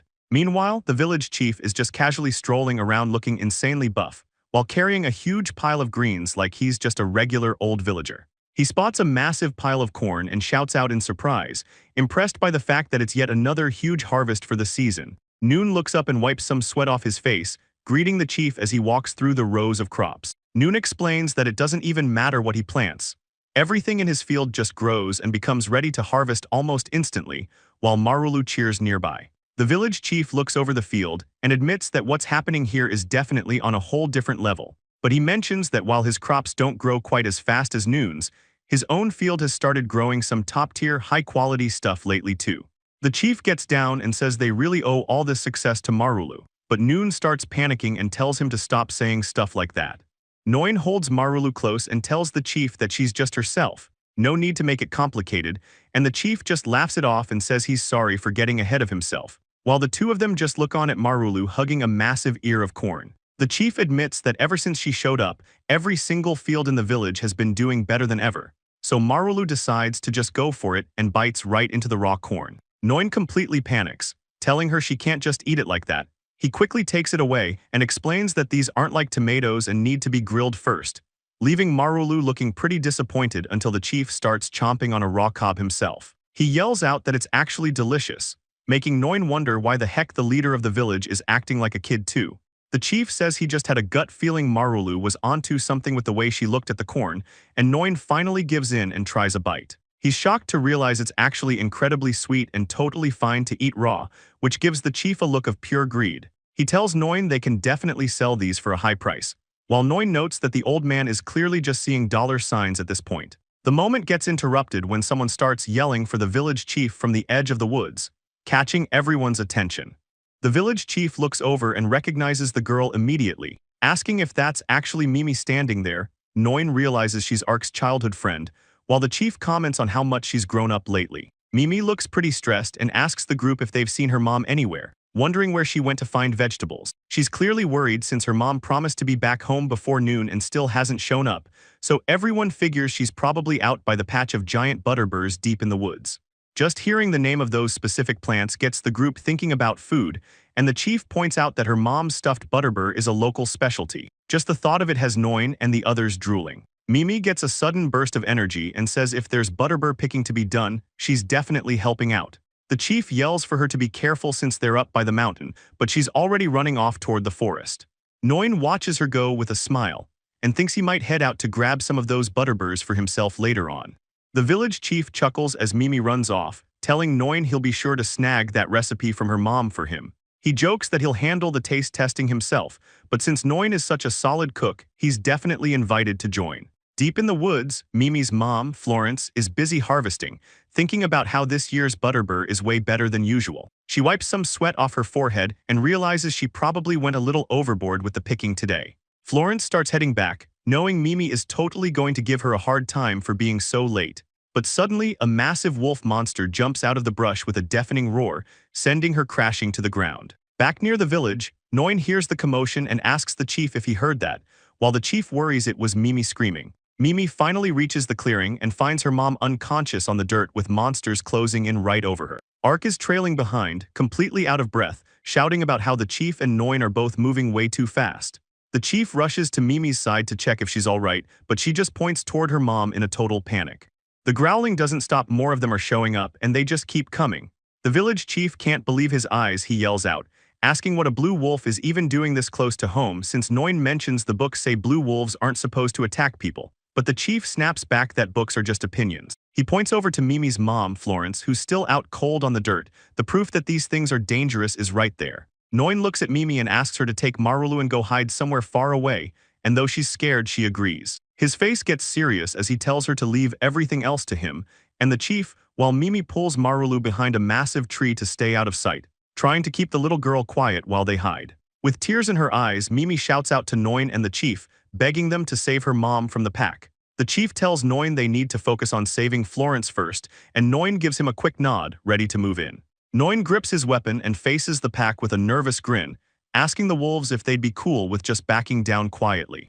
Looking at the pack of wolves, the situation seems pretty much impossible, but the chief checks on the others and breathes a sigh of relief, glad they're still alive while Noin just stands there in shock. One of the blue wolves lets out a massive roar that shakes the whole forest and hits the two of them with a wall of sound. The chief laughs it off, saying that roar was exactly what he expected and it actually gave him shivers, while Noin admits he's got goosebumps too. The lead wolf is completely thrown off. It doesn't get why its intimidation didn't make these two collapse on the spot. It looks over at Florence and the others, thinking about how easily those humans went down compared to these two. The wolf is losing its mind trying to figure out why its power isn't working, all while Mimi hides behind a tree, totally lost. The chief shouts for Noin to get ready to catch him as he prepares to make a move, and Noin gives him a solid nod. The rest of the wolf pack is starting to get nervous now, wondering who these weird humans actually are, leading to the chief launching himself forward and calling out to Noon as they jump straight into the fight together. The chief doesn't hold back, swinging his massive arm and sending the entire pack of wolves flying with a single shockwave. He drops into a low stance, keeping his guard up while the surrounding wolves start to sweat, realizing they're in trouble. The chief yells for Noin to get ready as he launches himself into the air. Noin shouts back that he's got it, keeping his eyes on the goal. The lead wolf is furious now, screaming about how a mere human would dare to mock its power. It lunges forward with its claws out, and Noin yells for the chief as the beast closes in for the kill. The chief just grunts and meets the attack head-on, catching the wolf with a brutal kick right to the chin that sends it reeling. As the wolf slides across the dirt, the chief stands his ground and asks the beast how it likes a taste of that power. Florence calls out to check if everyone is okay, and Noin gives her a quick thumbs up, telling her he caught Mimi safely. The rest of the pack is completely freaked out, unable to believe this super buff guy is just tossing them around, but Noin looks at the wolves and realizes that even after all that, they're still planning on coming at them.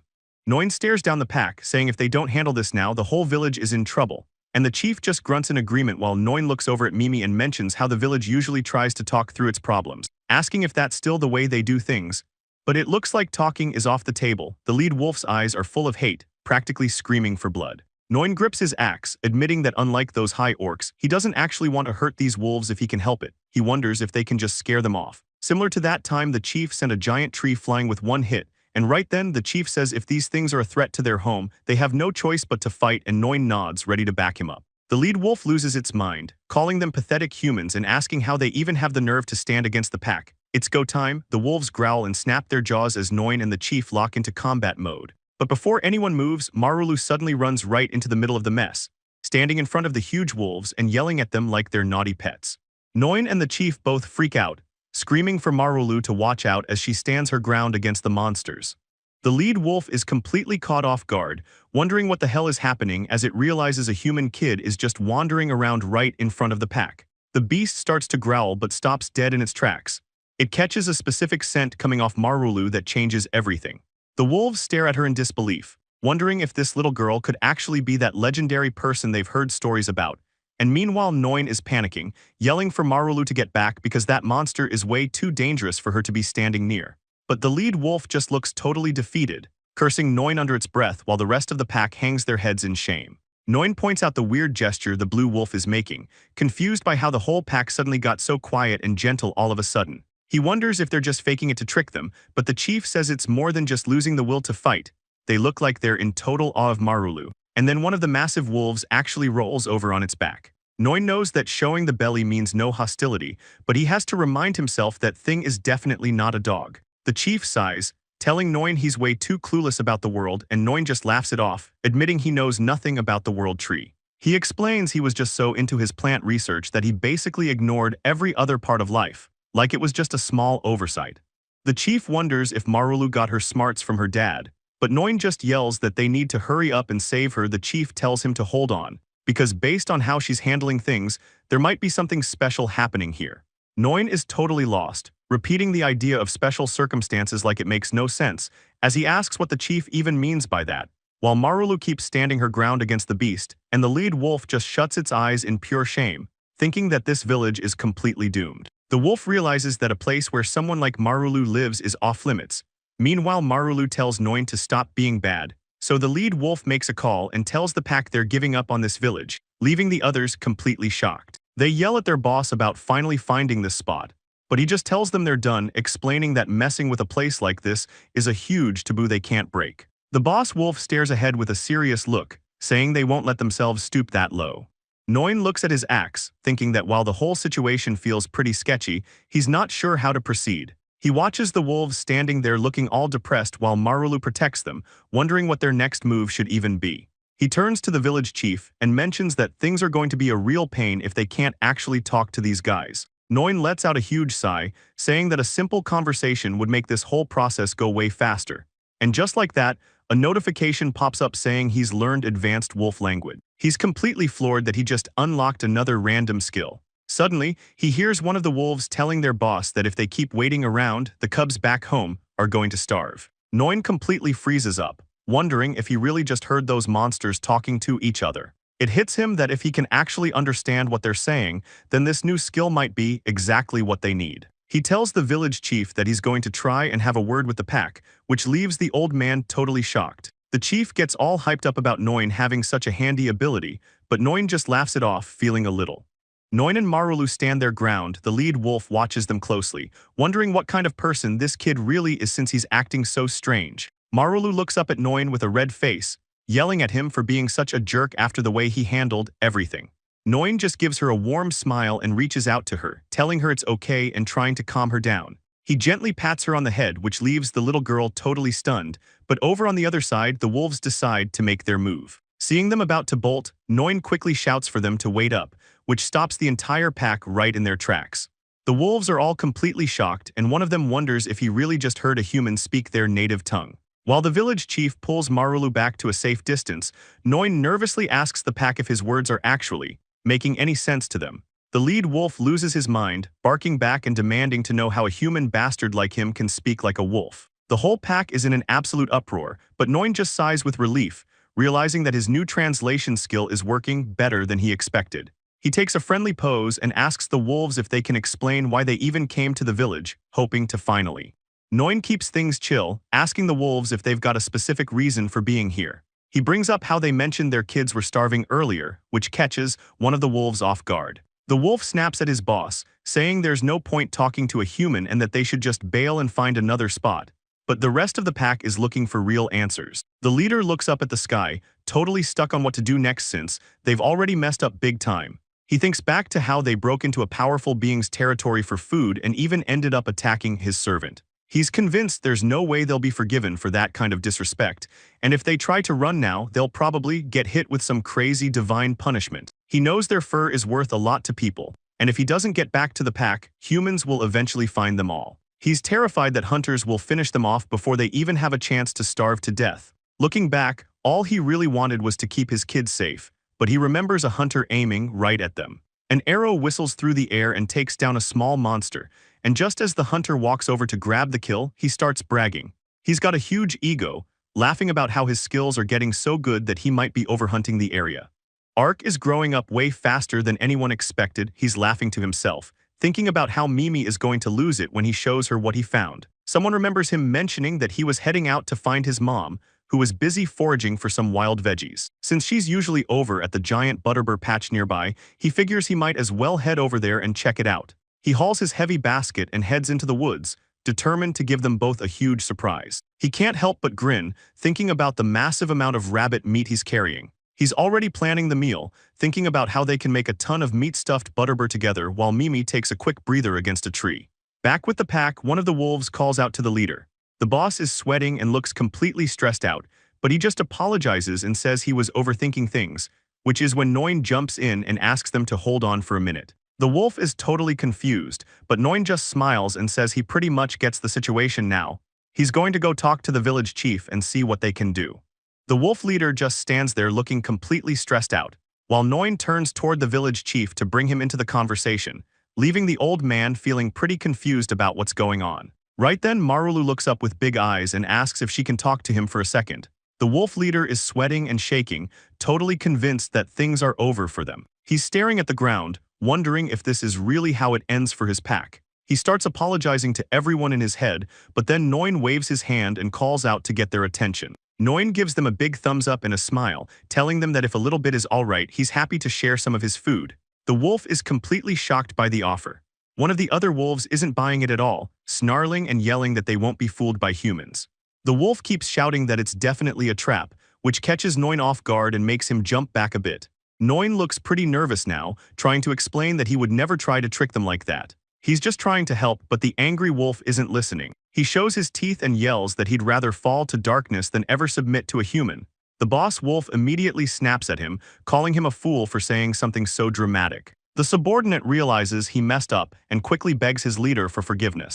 Marulu looks up with a serious face and tells the wolves that the people standing by the village chief aren't the enemy. She's sure that they aren't trying to trick anyone. She stands her ground, promising the pack that there's no way Noin or the others would ever deceive them. The wolves are all sweating and on edge, but then the boss wolf speaks up and says he actually believes in them, which completely shocks his subordinates. He explains that if these humans are under that person's protection, then they definitely have good hearts and can be trusted. Noin finally stops holding his breath and drops to his knees, sighing with relief because he's so glad they managed to get through that mess. But then Ark comes running out from behind the trees. He's all smiles, shouting that he's surprised to see Noin out here, while Noin just sits there looking totally stunned. Ark waves his hand and brags about the massive haul he just got from his hunting practice, not realizing that showing up with a bow and a quiver full of sharp arrows is literally the worst thing he could do right now, especially when he's carrying a basket filled with fresh prey.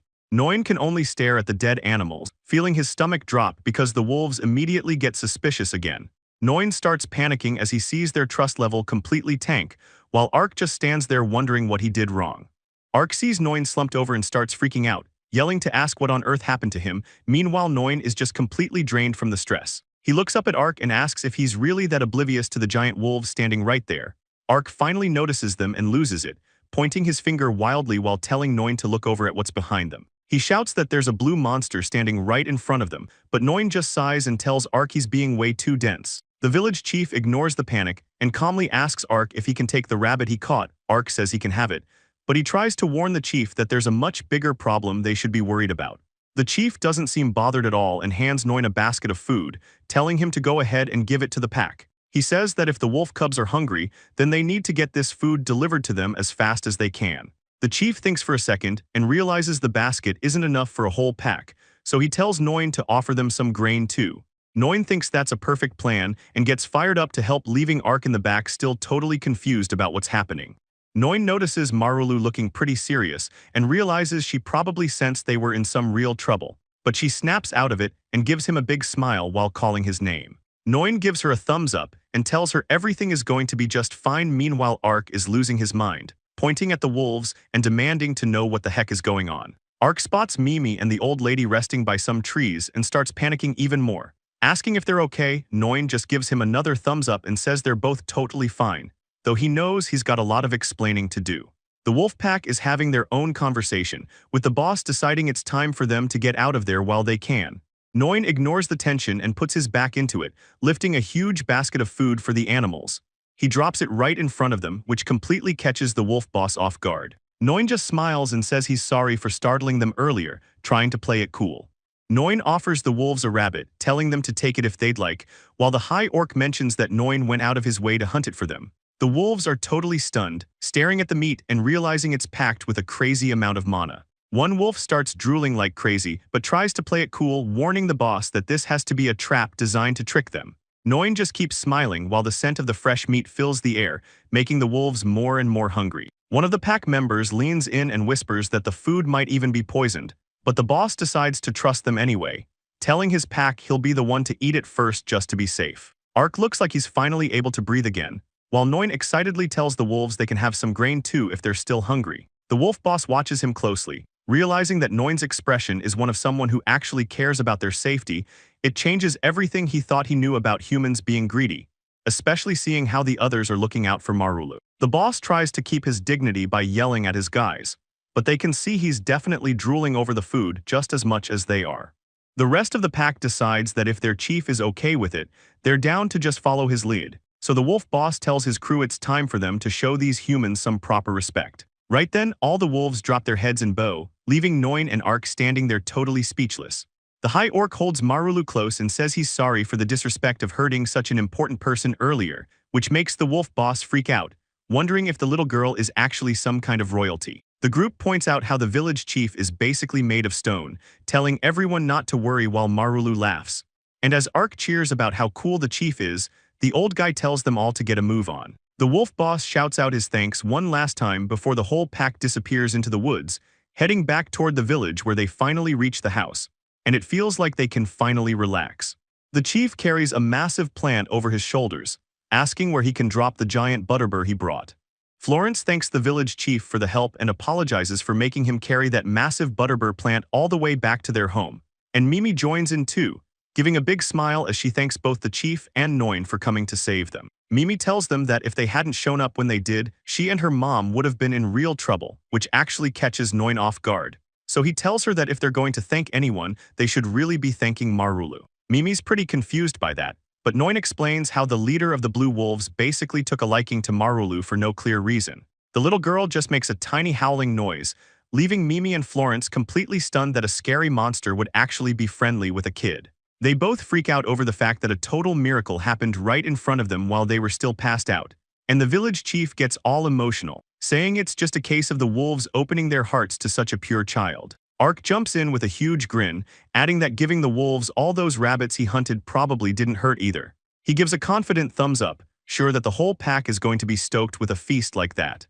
Mimi is pretty shocked at how much he caught and asks Ark if he really hunted that many animals, but Ark just laughs it off. He wonders if the wolves can even eat that much, but Mimi isn't having it and yells at him for getting way too carried away again. She asks what he planned to do with all those rabbits if the wolves hadn't shown up, telling him to hunt in moderation because he's taking lives. Ark cries while apologizing, and Noin watches from the side thinking about how obvious it is that the kid is totally whipped. Florence gives a big smile and thanks both the village chief and Noin for all their help, though she's still a bit rattled wondering why a monster would show up in a place like Pit Village of all areas. Noin tries to keep things chill and tells her the creature likely just wandered into the area by chance because it was looking for something to eat. He gives them a big grin and says the monster actually went home happy after he gave it some food, telling them it wasn't even a bad monster and that everything is safe now, which finally lets Florence relax a bit. As they head out, Florence yells after them that she's going to cook up some stuffed butterbur and bring it over as a thank you. Florence yells out that she'll be waiting for them, so Noin waves back and says he'll see her later as they head out. While walking back, Noin asks the chief if he wants to stop by his place for some tea, and the chief says he'd love to. Noin looks out the window and asks if he should boil up some corn too, which the old man thinks is a great idea. The two of them finally make it inside and just slump down at the table, looking completely exhausted from the day. Noin tells the blue wolf that the whole thing was a shock, and the chief admits the village would have been done for normally. Noin says everything turned out okay thanks to Marulu, who's just standing there looking proud of the little creatures she made. He looks at her and thinks about how she doesn't even seem to realize how much she actually helped everyone out today. The chief agrees that she's pretty clueless about her own impact, while Marulu just keeps happily hugging her new plushy friends. Noin starts getting things ready in the kitchen and wonders if those blue wolves are finally getting a good meal. The chief says they gave them a massive pile of corn, so he's sure the pack is somewhere happily chowing down. The village chief is bragging about his harvest, saying the corn from his field is so good you can eat it raw. Noin walks through the house with a steaming bowl, joking that the wolves might like the snack so much they'll come back for more. Just then, a wolf's head pops right into the window, making Noin jump and yell out in surprise because the blue wolf is actually standing there, awkwardly apologizing for dropping by the house again. Noin and the chief both lose it and start screaming when they realize the pack really did come back. Noin is shaking and asks the wolf what's going on, and it turns out the wolf is just there because their boss really wanted to thank Noin personally for everything. Noin is totally shocked to hear that the whole group is actually waiting around in his backyard. Outside, the entire pack is sitting there quietly, and the leader tells Noin that they consider him a savior. Noin stands there looking tiny in front of the massive wolves, wondering if the entire pack really showed up just to say thanks. The blue wolf leader looks down almost shyly, apologizing for showing up so unannounced and dragging Noin outside again, but he insists that the pack just couldn't leave without properly saying thanks for everything. Noin tries to brush it off, telling the massive wolves that they really don't need to thank him since in his village, helping anyone who's struggling is just a normal thing people do. The smaller wolves chime in saying they can't just ignore a favor like that, and the leader explains that Noin stepped in right when they were about to fall into darkness, which sends Noin into a loop of confusion as he tries to figure out what falling into darkness even means. Noin asks if it's a big deal for monsters to go dark like that, but the wolf leader quickly shuts that idea down. The wolf gets a bit intense, yelling out that they aren't actually demons, they're spirits, and there's a huge difference. He explains that they're part of the spirit race, born directly from the mana that the world tree creates, while the actual monsters that go around hurting people are part of the demon race, which are born from gross miasma. He admits that humans usually just lump every creature together as a monster or a demon, even though they're completely separate types of beings. Noin is totally blown away by the lesson, and he immediately starts wondering where the high orcs from the dungeon fit into all of this. The wolf leader gets a bit confused for a second, asking if by dungeon, Noin actually means the deep hole, which is what they call it, and he goes on to explain that the creatures living down there and attacking people are real demons, while spirit folk like his pack usually just stay away from humans entirely. He admits that while Noin and his friends are okay, most bad, humans just look at spirits like they're nothing but expensive loot, and Noin can't even argue because he knows it's true. The wolf's face gets serious as he explains that if spirits ever killed humans or ate their flesh, they would end up turning into demons too. That's the real meaning behind falling to darkness, a terrifying change that Noin can barely wrap his head around as the wolf describes how, once they fall, they're just driven by this insane urge to hunt for the blood and flesh of any living creature. They completely lose their minds, throwing away their pride and everything they are, sometimes even getting so far gone they start eating their own kind. The whole pack stands there, acknowledging that Noin is the one who stepped in and saved every single one of them from that dark ending, so the leader looks Noin right in the eye, telling him straight up that the pack is determined to repay the debt they owe him. Noin starts feeling a bit awkward about the whole thing, trying to tell them they really don't have to worry about paying him back. Noin watches as Marulu and the little lagoons dance around. She's having a total blast and lets out a loud bark just to match the vibe. Noin calls out to her, mentioning that the raccoons and the others showed up too, while he tries to keep her from falling over. He realizes that in her head the big blue wolves and the small raccoons are all just doggies, which is pretty funny. But then Marulu suddenly bolts off, making Noin shout for her to wait up as she runs toward the rest of the pack. The entire group of wolves lets out a massive synchronized howl that echoes through the trees, making the whole situation feel way more intense. The wolf leader gets right in Noin's face, shouting and asking if there's anything at all they can do to help out. Noin picks up Marulu and tells the village chief he's going to go talk it over with them, leaving the old man looking pretty confused. The chief asks what they even came here for in the first place, so Noin huddles up with him to explain the debt. The chief says the village is usually a peaceful spot, so it's fine, But the wolves aren't having it. They bark back that they can't just sit around doing nothing after everything Noin did. Noin looks over at the village chief and notices the old man is still totally stressed out. So he mentions that it doesn't seem like he's going to calm down anytime soon, leaving the chief to whisper that he's completely blanking on what to do and suggests they just try some small talk to distract everyone. Noin thinks that's probably their best bet and nervously asks the pack if they actually got enough to eat, admitting he was worried the corn wouldn't be enough since they didn't have much meat to go around. But the wolves immediately bark back and tell him he's got it all wrong. They all start howling at once to get their point across, explaining that the corn from this village is actually loaded with incredible mana. They say it was way better than they expected, and that every single one of them is completely full, especially since their main diet is actually the mana inside what they eat. It turns out they aren't strictly carnivores at all, which is news to Noin. He stands there with Marulu and the chief, totally surprised by the idea that these wolves are literally eating the energy out of the crops, while the wolf explains that the mana acts like a direct power source for them. He points out the food and says it's more about the magic than the taste, and tells Noin that this kind of stuff is basically what keeps the entire spirit race alive. But then the mood shifts as the whole pack starts getting really emotional. They start crying and begging Noin to let them do something to help out, insisting that they have to find a way to repay their debt to him. The village chief is acting so weird that it basically speaks for itself, and Noin can only stand there looking totally drained by the whole scene, while he suddenly gets a spark of inspiration. A look of total realization hits his face as he shouts out that he's finally figured out a solution, and he suggests to the group that they should all just form an alliance. He looks pretty confident about it, even though the little wolf behind him has no idea what he's talking about. But the chief thinks it's a brilliant idea and starts laughing with pure relief. He claps his hands together and tells Noin they are definitely going with that plan. Noin calls out to the pack and asks if they can all just promise to help each other out whenever things get rough. The wolves are caught off guard and he explains that humans call this an alliance, then asks if they're down to form a mutual aid pact with the village. He reaches out his hand to show he's serious, and the lead wolf stays quiet for a second, looking real intense as he thinks about the offer. He mumbles the word alliance to himself, and then the wolf barks out that the Blue Wolf clan officially accepts the deal. The whole pack gathers behind him to show they're all in on the agreement, so Noin pumps his fists and shouts the good news over to the village chief. The old man is stoked and says it's absolutely wonderful that they're all on the same side now, leaving the chief to lose his mind with joy. He starts doing a goofy victory dance with some fans, laughing and shouting that the whole problem is finally solved. The village chief is still going wild with his victory dance while a system message pops up, announcing that Bit Village and the Blue Wolf Pack have officially formed a protection pact, and the chief suddenly freezes up as another notification hits.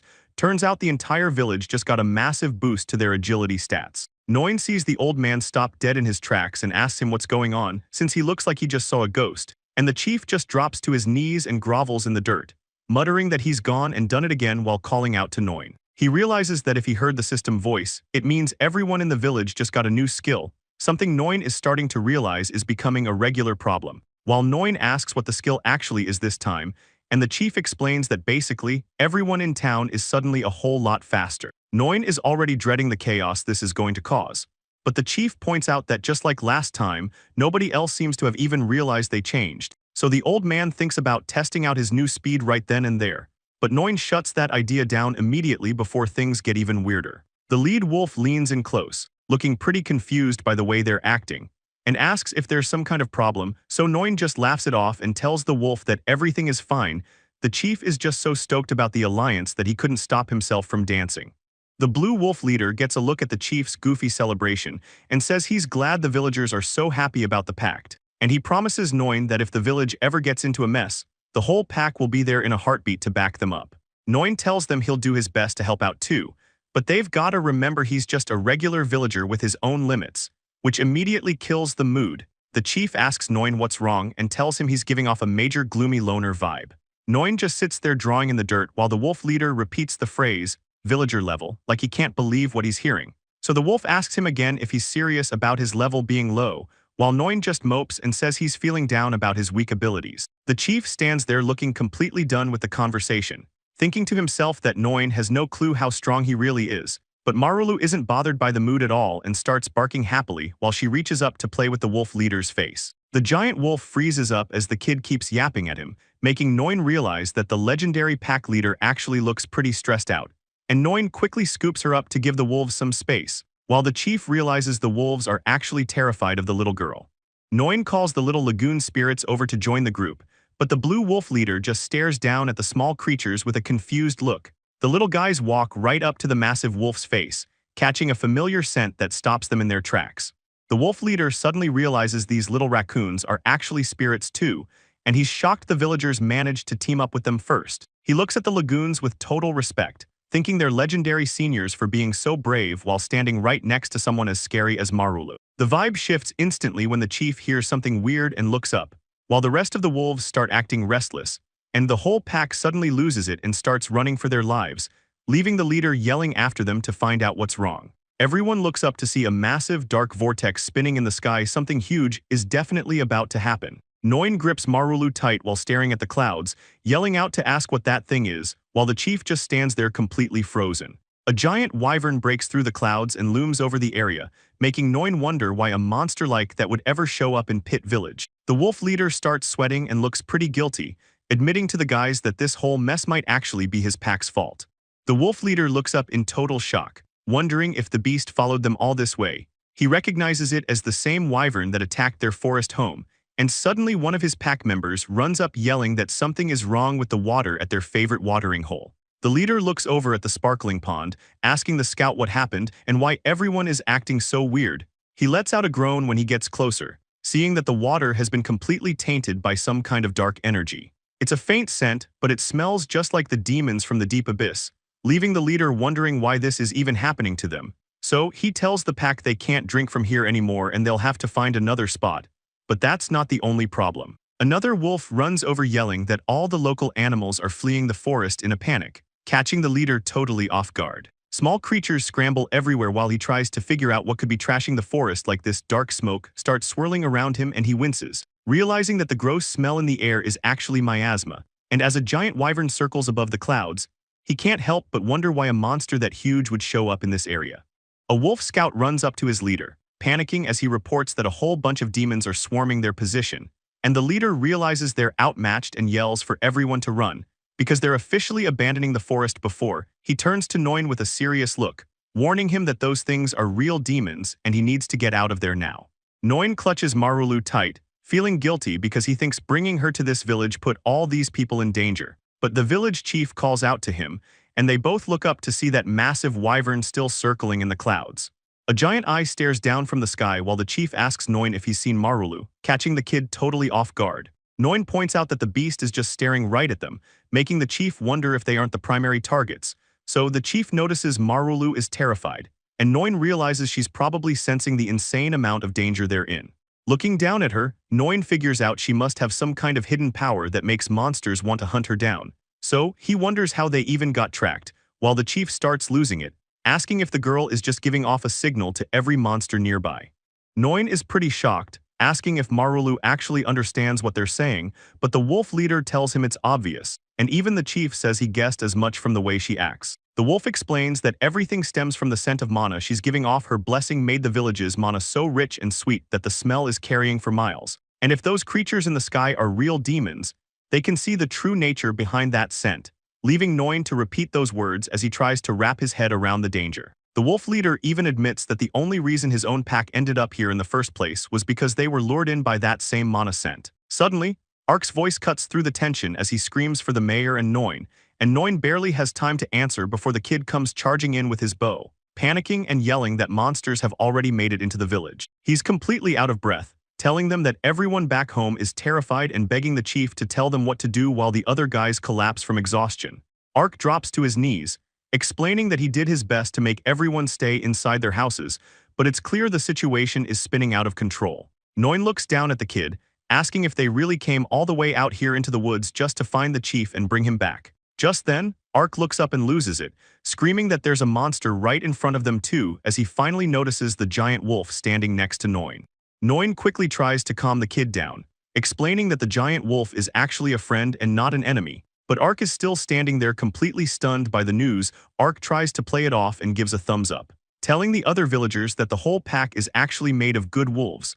Though the guys behind him are still sweating and terrified, the kid just nods along with his own logic, but one of the villagers loses it and yells back, demanding to know what he even means by "you guys" in a situation like this. Suddenly, the shadow of a massive wyvern circles over the village, and Ark panics, asking Noin what he and the rest of the villagers are supposed to do to survive. Ark is literally shaking in his boots. He just can't wrap his head around how a monster that huge ended up showing up in a place like Pit Village. Noin holds Marulu close as she starts to cry, realizing that the beast in the sky didn't just wander here, it's definitely hunting for her. Ark freaks out when he hears that, wondering if the monster is actually trying to kidnap Marulu just because she's so cute, and Noin just gives a kind of awkward answer, saying maybe that's the reason while the little girl keeps sobbing in his arms. But then Ark gets a burst of courage, telling Noin they can't let her get taken and that they have to step up and defeat the monster, which catches Noin totally off guard. Looking down at the terrified girl, Noin gives her a small smile and tells Marulu everything is going to be okay and to stop crying.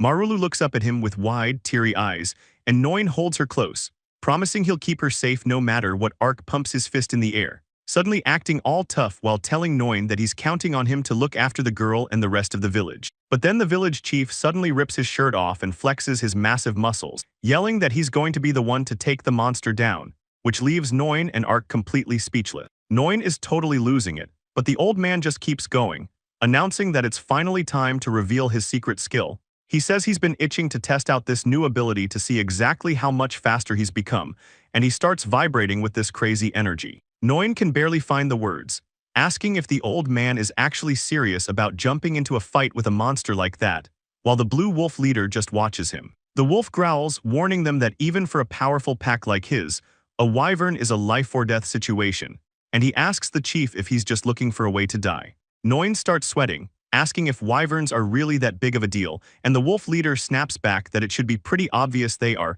Marulu looks up at Noin with a super worried face, but he just gives her a weak smile and tells her everything is totally fine. The two of them stand there together while Noin tries to play it cool, admitting he was just a little bit spooked by the whole thing. The village chief stands his ground and announces he's going to be the one to take down the wyvern. While Noin just watches him, Noin calls out to him, but the old man tells him to stay put and focus on keeping Marulu and the rest of the villagers safe. Noin tries to argue that he's got more skills for a fight like this, but the chief is already flexing and getting hyped up to move out. So Noin finally gives in and asks young Ark to run inside the house and grab his axe, and the kid takes off running immediately. Noin gives Marulu a reassuring smile, patting her head and telling her to just hang out with the chief while he handles things. It doesn't take long before Ark comes sprinting back with the heavy axe, shouting that he's got it. Noin takes the weapon and thanks the kid. He looks ready to get serious now. The blue wolf leader looks at him in total disbelief, asking if he's actually serious about jumping into the middle of this. The wolf says he might actually be strong enough to win, but Noin just laughs it off and tells him to stop being so nice. He admits it would be awesome if he had some crazy magic or special abilities, but since he's got nothing like that, he's just going to have to do it his way. Noin scratches the back of his head, looking a little stressed about the plan, and says he's just going to have to tackle the whole thing head-on since he doesn't have many options. But the blue wolf leader just stares at him, completely shocked and sweating, asking Noin if he's seriously not aware of what's happening. The wolf points out that Noin has been blessed by the gods so much that there's a crazy amount of power literally leaking out of his body like an aura. But Noin doesn't seem to notice at all. The wolf turns around and tells Noin to hop on his back because he's got the jumping power to get them where they need to be, saying that helping each other out is what their alliance is all about. Noin stops for a second, looking at the wolf like he's actually touched by the offer. He asks if the wolf is really okay with this since the whole pack will be risking their lives, but the wolf says he knew that from the start and is glad to do it to pay back his debt. The wolf adds that they don't really have a choice anyway, because there's no way they can win unless they jump up and get close to the enemy. So Noin climbs onto the wolf's back while Ark yells out his name from the sidelines, and Noin tells his new partner he definitely owes him one for this. Right as he settles in, a notification pops up saying he's gained a medium riding skill, and he can't believe he just unlocked another ability just by getting on the wolf. Marulu starts crying and screaming his name as they pull away, but Noin just tells her he's heading out while the chief tries to calm her down, saying Noin is going to finish this fight fast. Noin looks back one last time and tells the village chief to look after Marulu, adding that if things go south, the villagers should just team up with the wolves and run, turning his focus back to the fight. He tells the blue wolf leader it's time to move out. The wolf let out a growl and says he's ready to go. They charge in, but Noin can't help but notice the wyvern is way bigger up close than he thought it would be. As they dodge a massive swipe, the wolf checks if Noin is holding on okay, and Noin tells him he's doing fine. He knows that last hit would have been a disaster if it connected, so he keeps his guard up. He realizes he doesn't have any fancy magic or special moves, so this basic attack is his only shot, but he figures it should at least buy them some time. He asks the wolf if he can manage to get them positioned right above the wyvern. The wolf doesn't hesitate, saying that's easy work as he launches them high into the air. Noin braces himself, knowing everything depends on what he does from this spot. Noin tells the wolf that they've gone far enough and says to leave the rest of the fight to him. He gives a little smile and asks the wolf to take care of Marulu and the village if things go bad. With a huge jump, he launches himself off the wolf's back and high into the air while the wolf yells his name. Falling toward the monster, he thinks he probably tried to act a bit too cool for someone who was just a low-level porter. He remembers how Theta used to just wipe out enemies with magic, and he wishes he could have talked to her one more time. As he gets closer, he starts to think it's no use and that he's completely outmatched. He wonders if his old party actually just got tired of him always having to rely on their strength. If he's going down, he decides he at least wants to go out like a hero. But then he's caught totally off guard when the wyvern's head suddenly gets cut clean off. He just stares in disbelief as the massive head flies away, wondering how that even happened. Noin yells out in total shock as he watches the wyvern's head fly off. Barely believing what he's seeing, the blue wolf leader rushes over immediately and yells out to ask if Noin is okay. The wolf tells him that taking down a wyvern in a single hit is absolutely insane. Noin just looks at his hands and admits that honestly, the whole fight felt way too easy. They start moving past the massive body of the beast, and Noin mentions he's just glad they won, when he spots a glowing item that dropped from the monster and points it out. He says he's definitely not leaving that behind and reaches out to collect the loot back at the village. Everyone is going wild and yelling about how amazing Noin is. The village chief tells Noin it's time to have a massive feast to celebrate the victory, and Ark is right there cheering the loudest, shouting about how cool his big brother is for being a hero. Noin tells the group that riding the blue wolf into town is actually pretty embarrassing, so he asks them not to come down just yet. But the villagers are way too excited and start screaming for him to hurry up and bring the wolf down to see them. Marulu is already having the time of her life, barking like a pup while she rolls around in the thick, soft wolf fur, seeing how much fun she's having. One of the village girls points and asks Noin if she can pet the massive creatures too. Noin looks a little nervous but says it should be fine as long as she's gentle, then looks at the village chief for approval. The chief just scratches his head and agrees, even though he's clearly taken aback by how calm the monsters are, and he notes that everyone seems to be getting along just fine, even if Noin thinks the village is adapting a bit too fast. The chief says things are about to get pretty lively around the village, but then the wolf leader pipes up with a question. He looks almost shy as he asks if it's really okay for a pack of wolves like them to actually settle down in a human village, so Noin just gives him a big smile and tells him not to worry about it, because they're more than welcome to stay. Noin reminds the wolves about how they were kicked out of their home by that wyvern, and since their leader helped explain the situation, the village chief managed to convince everyone to let the pack move in, which actually makes the wolf boss burst into tears. It turns out Horripit village is tucked so far away in the mountains that outsiders hardly ever show up, so Noin gives a thumbs up and tells the pack they should be able to live here in peace, making the wolf boss feel even more grateful. He also mentions how Marulu has become really attached to them, so he really wants them to stay for her sake. The wolf boss gets all flustered, saying it's way too bold to suggest someone as important as Lady World Tree would care about them like that standing nearby. A few people start to wonder if Noin actually realizes who Marulu really is, because even though he treats her like any other normal kid in the village, he seems totally fine with the way things are going. It's possible Noin knows exactly what's happening and is just acting this way to keep her safe from the world, and he realizes that from now on, everyone is going to have to work together to protect the World Tree no matter what. A little girl from the village runs right up to the pack, happily offering a gift to the wolf leader. The big guy is completely caught off guard by the kid's energy, and she holds out a giant cob of corn with a huge smile. She thanks him for being a hero and keeping the village and her big brother Noin safe. Noin stands by and explains that it's just a small gift for taking down that wyvern earlier. The wolf boss is so touched by the gesture that he starts crying buckets, while Marulu cheers from the top of his head.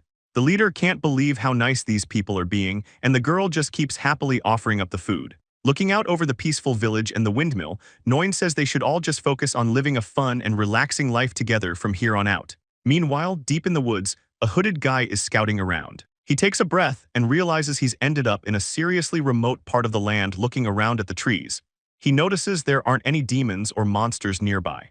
To anyone else, it would look like a totally normal forest, but he can feel something different. He senses a massive presence just a little further ahead and starts to wonder if the reincarnated world tree is actually hiding somewhere just beyond these trees. He keeps moving forward until he spots something interesting. He leaps up onto a large tree stump to get a better look at what's waiting for him. Carl leans down to inspect a nearby tree stump, noticing the cut is way too clean to be a normal job. Looking at the smooth surface, he starts wondering if a hero's sword was used here, or maybe something even crazier. He gets a serious look on his face, thinking there's no way this isn't connected to the world tree's reincarnation. Just as he's deep in thought, a girl's voice calls out from above, asking what he's up to, catching him totally off guard. The hooded girl just laughs it off, telling him she followed him in secret because he looked like he was doing something fun. She hops down from the branch as Carl asks how long she's been there. He can't believe he didn't even sense her nearby. Carl realizes it's expected from a 10 Shadow member assigned to the Archbishop, while she just brags about having a special skill for it. She gets right in his face to ask his opinion on the mission, but Carl just tells her to back off and give him some space. When she suggests they should try to be friends since they're both in the same group, Carl doesn't even hesitate to shut her down. She reminds him they're just mercenaries working for money anyway, but Carl just thinks about how much this girl ruins his focus. The hooded girl sits there pouting, complaining that being told to find the world tree's reincarnation is just asking way too much, making it clear she's not a fan of the job. She rants about how the Archbishop just dangles money and status over them, while Carl just stands there and sighs at her, totally over the attitude she's giving. Carl looks her right in the eye and asks what other reason she could possibly have for joining the 10 Shadows besides the cash and the fame, but he doesn't wait for an answer. He starts walking off, saying the whole group is just full of fanatics, show-offs, or people looking for a payday, leading the girl to jump up in shock. She calls out after him, asking if that means he's only doing this for the money as well. Carl just gives a smug look, pointing out that she's the one looking down on the boss, and mentions the rumors about her having a total trash skill. She doesn't let it slide though, laughing as she brings up how he supposedly polished his own trash detection skill to climb the ranks. She says she only tagged along because of his success, and Carl just facepalms while she claps her hands. She keeps teasing him, saying she almost forgot how incredible his little skill really is, so Carl finally loses his patience. He tells her she's wasting his time and tells her to just get lost and leave him alone. He gets one last dig in before he goes, telling her that pretty face of hers is completely useless for any real stealth work. Carl completely loses his cool and swings his arm around, yelling at the girl to find out if she only showed up to mock him, making it clear he's at his limit. The hooded girl just gives him a playful wink and tells him to relax, claiming she was actually trying to pay him a compliment while she leans back comfortably. She tells Carl that if she had a face as good-looking as his, she'd definitely find a way to put it to better use. So she keeps the teasing going, suggesting he should use his looks as a weapon to charm people and gather intel. Carl just stands there with a shadow over his eyes, complaining that she's clearly just making fun of him with everything she's got, but he eventually lets out a tired sigh. He realizes that just sitting around and bickering isn't going to get them any closer to finding what they need, so he steps out onto a massive tree root to look over the area. He gets honest for a second and admits he's basically searching blind without even knowing what he's supposed to be looking for. And he explains that even if they are looking for the world tree's reincarnation, there is no real proof that a sacred tree would even bother taking a human shape, leading the hooded girl to shout out that he's finally getting the point. She looks pretty bored with the whole conversation, but Carl has had enough of her attitude. He starts walking away, telling her that if he's so useless, she should just go follow someone else who actually has some brains, but the girl just cheerfully agrees that his idea makes perfect sense. Carl stops in his tracks, totally blown away that she'd just agree that he's not the smartest guy for the job right to his face. Carl watches as the girl waves from the trees. She says goodbye with a heart, leaving Carl wondering what's wrong with her. He stands there under the massive roots and sighs, thinking about how the 10 Shadows are all weirdos, but she's the worst. Carl starts to wonder if her being so likable is just a trick or part of her special ability, but he just shrugs it off, telling himself it doesn't matter because at least the nuisance is finally out of his hair. Carl keeps walking toward the light at the edge of the woods, thinking that once he's through, he'll find that massive power source. Back at the village, someone starts screaming for the chief and Noin, sounding like a total emergency. The chief and Noin both stop what they're doing. Noin catches the sound of a voice coming from deep in the forest. Suddenly, Ark comes stumbling out of the trees. He's gasping for help before he trips and face-splints right in the dirt. Noin and the chief don't waste a second. They sprint over to him, shouting to find out what's going on. Ark reaches out a hand, looking absolutely terrified, while Noin keeps asking him what could have possibly happened.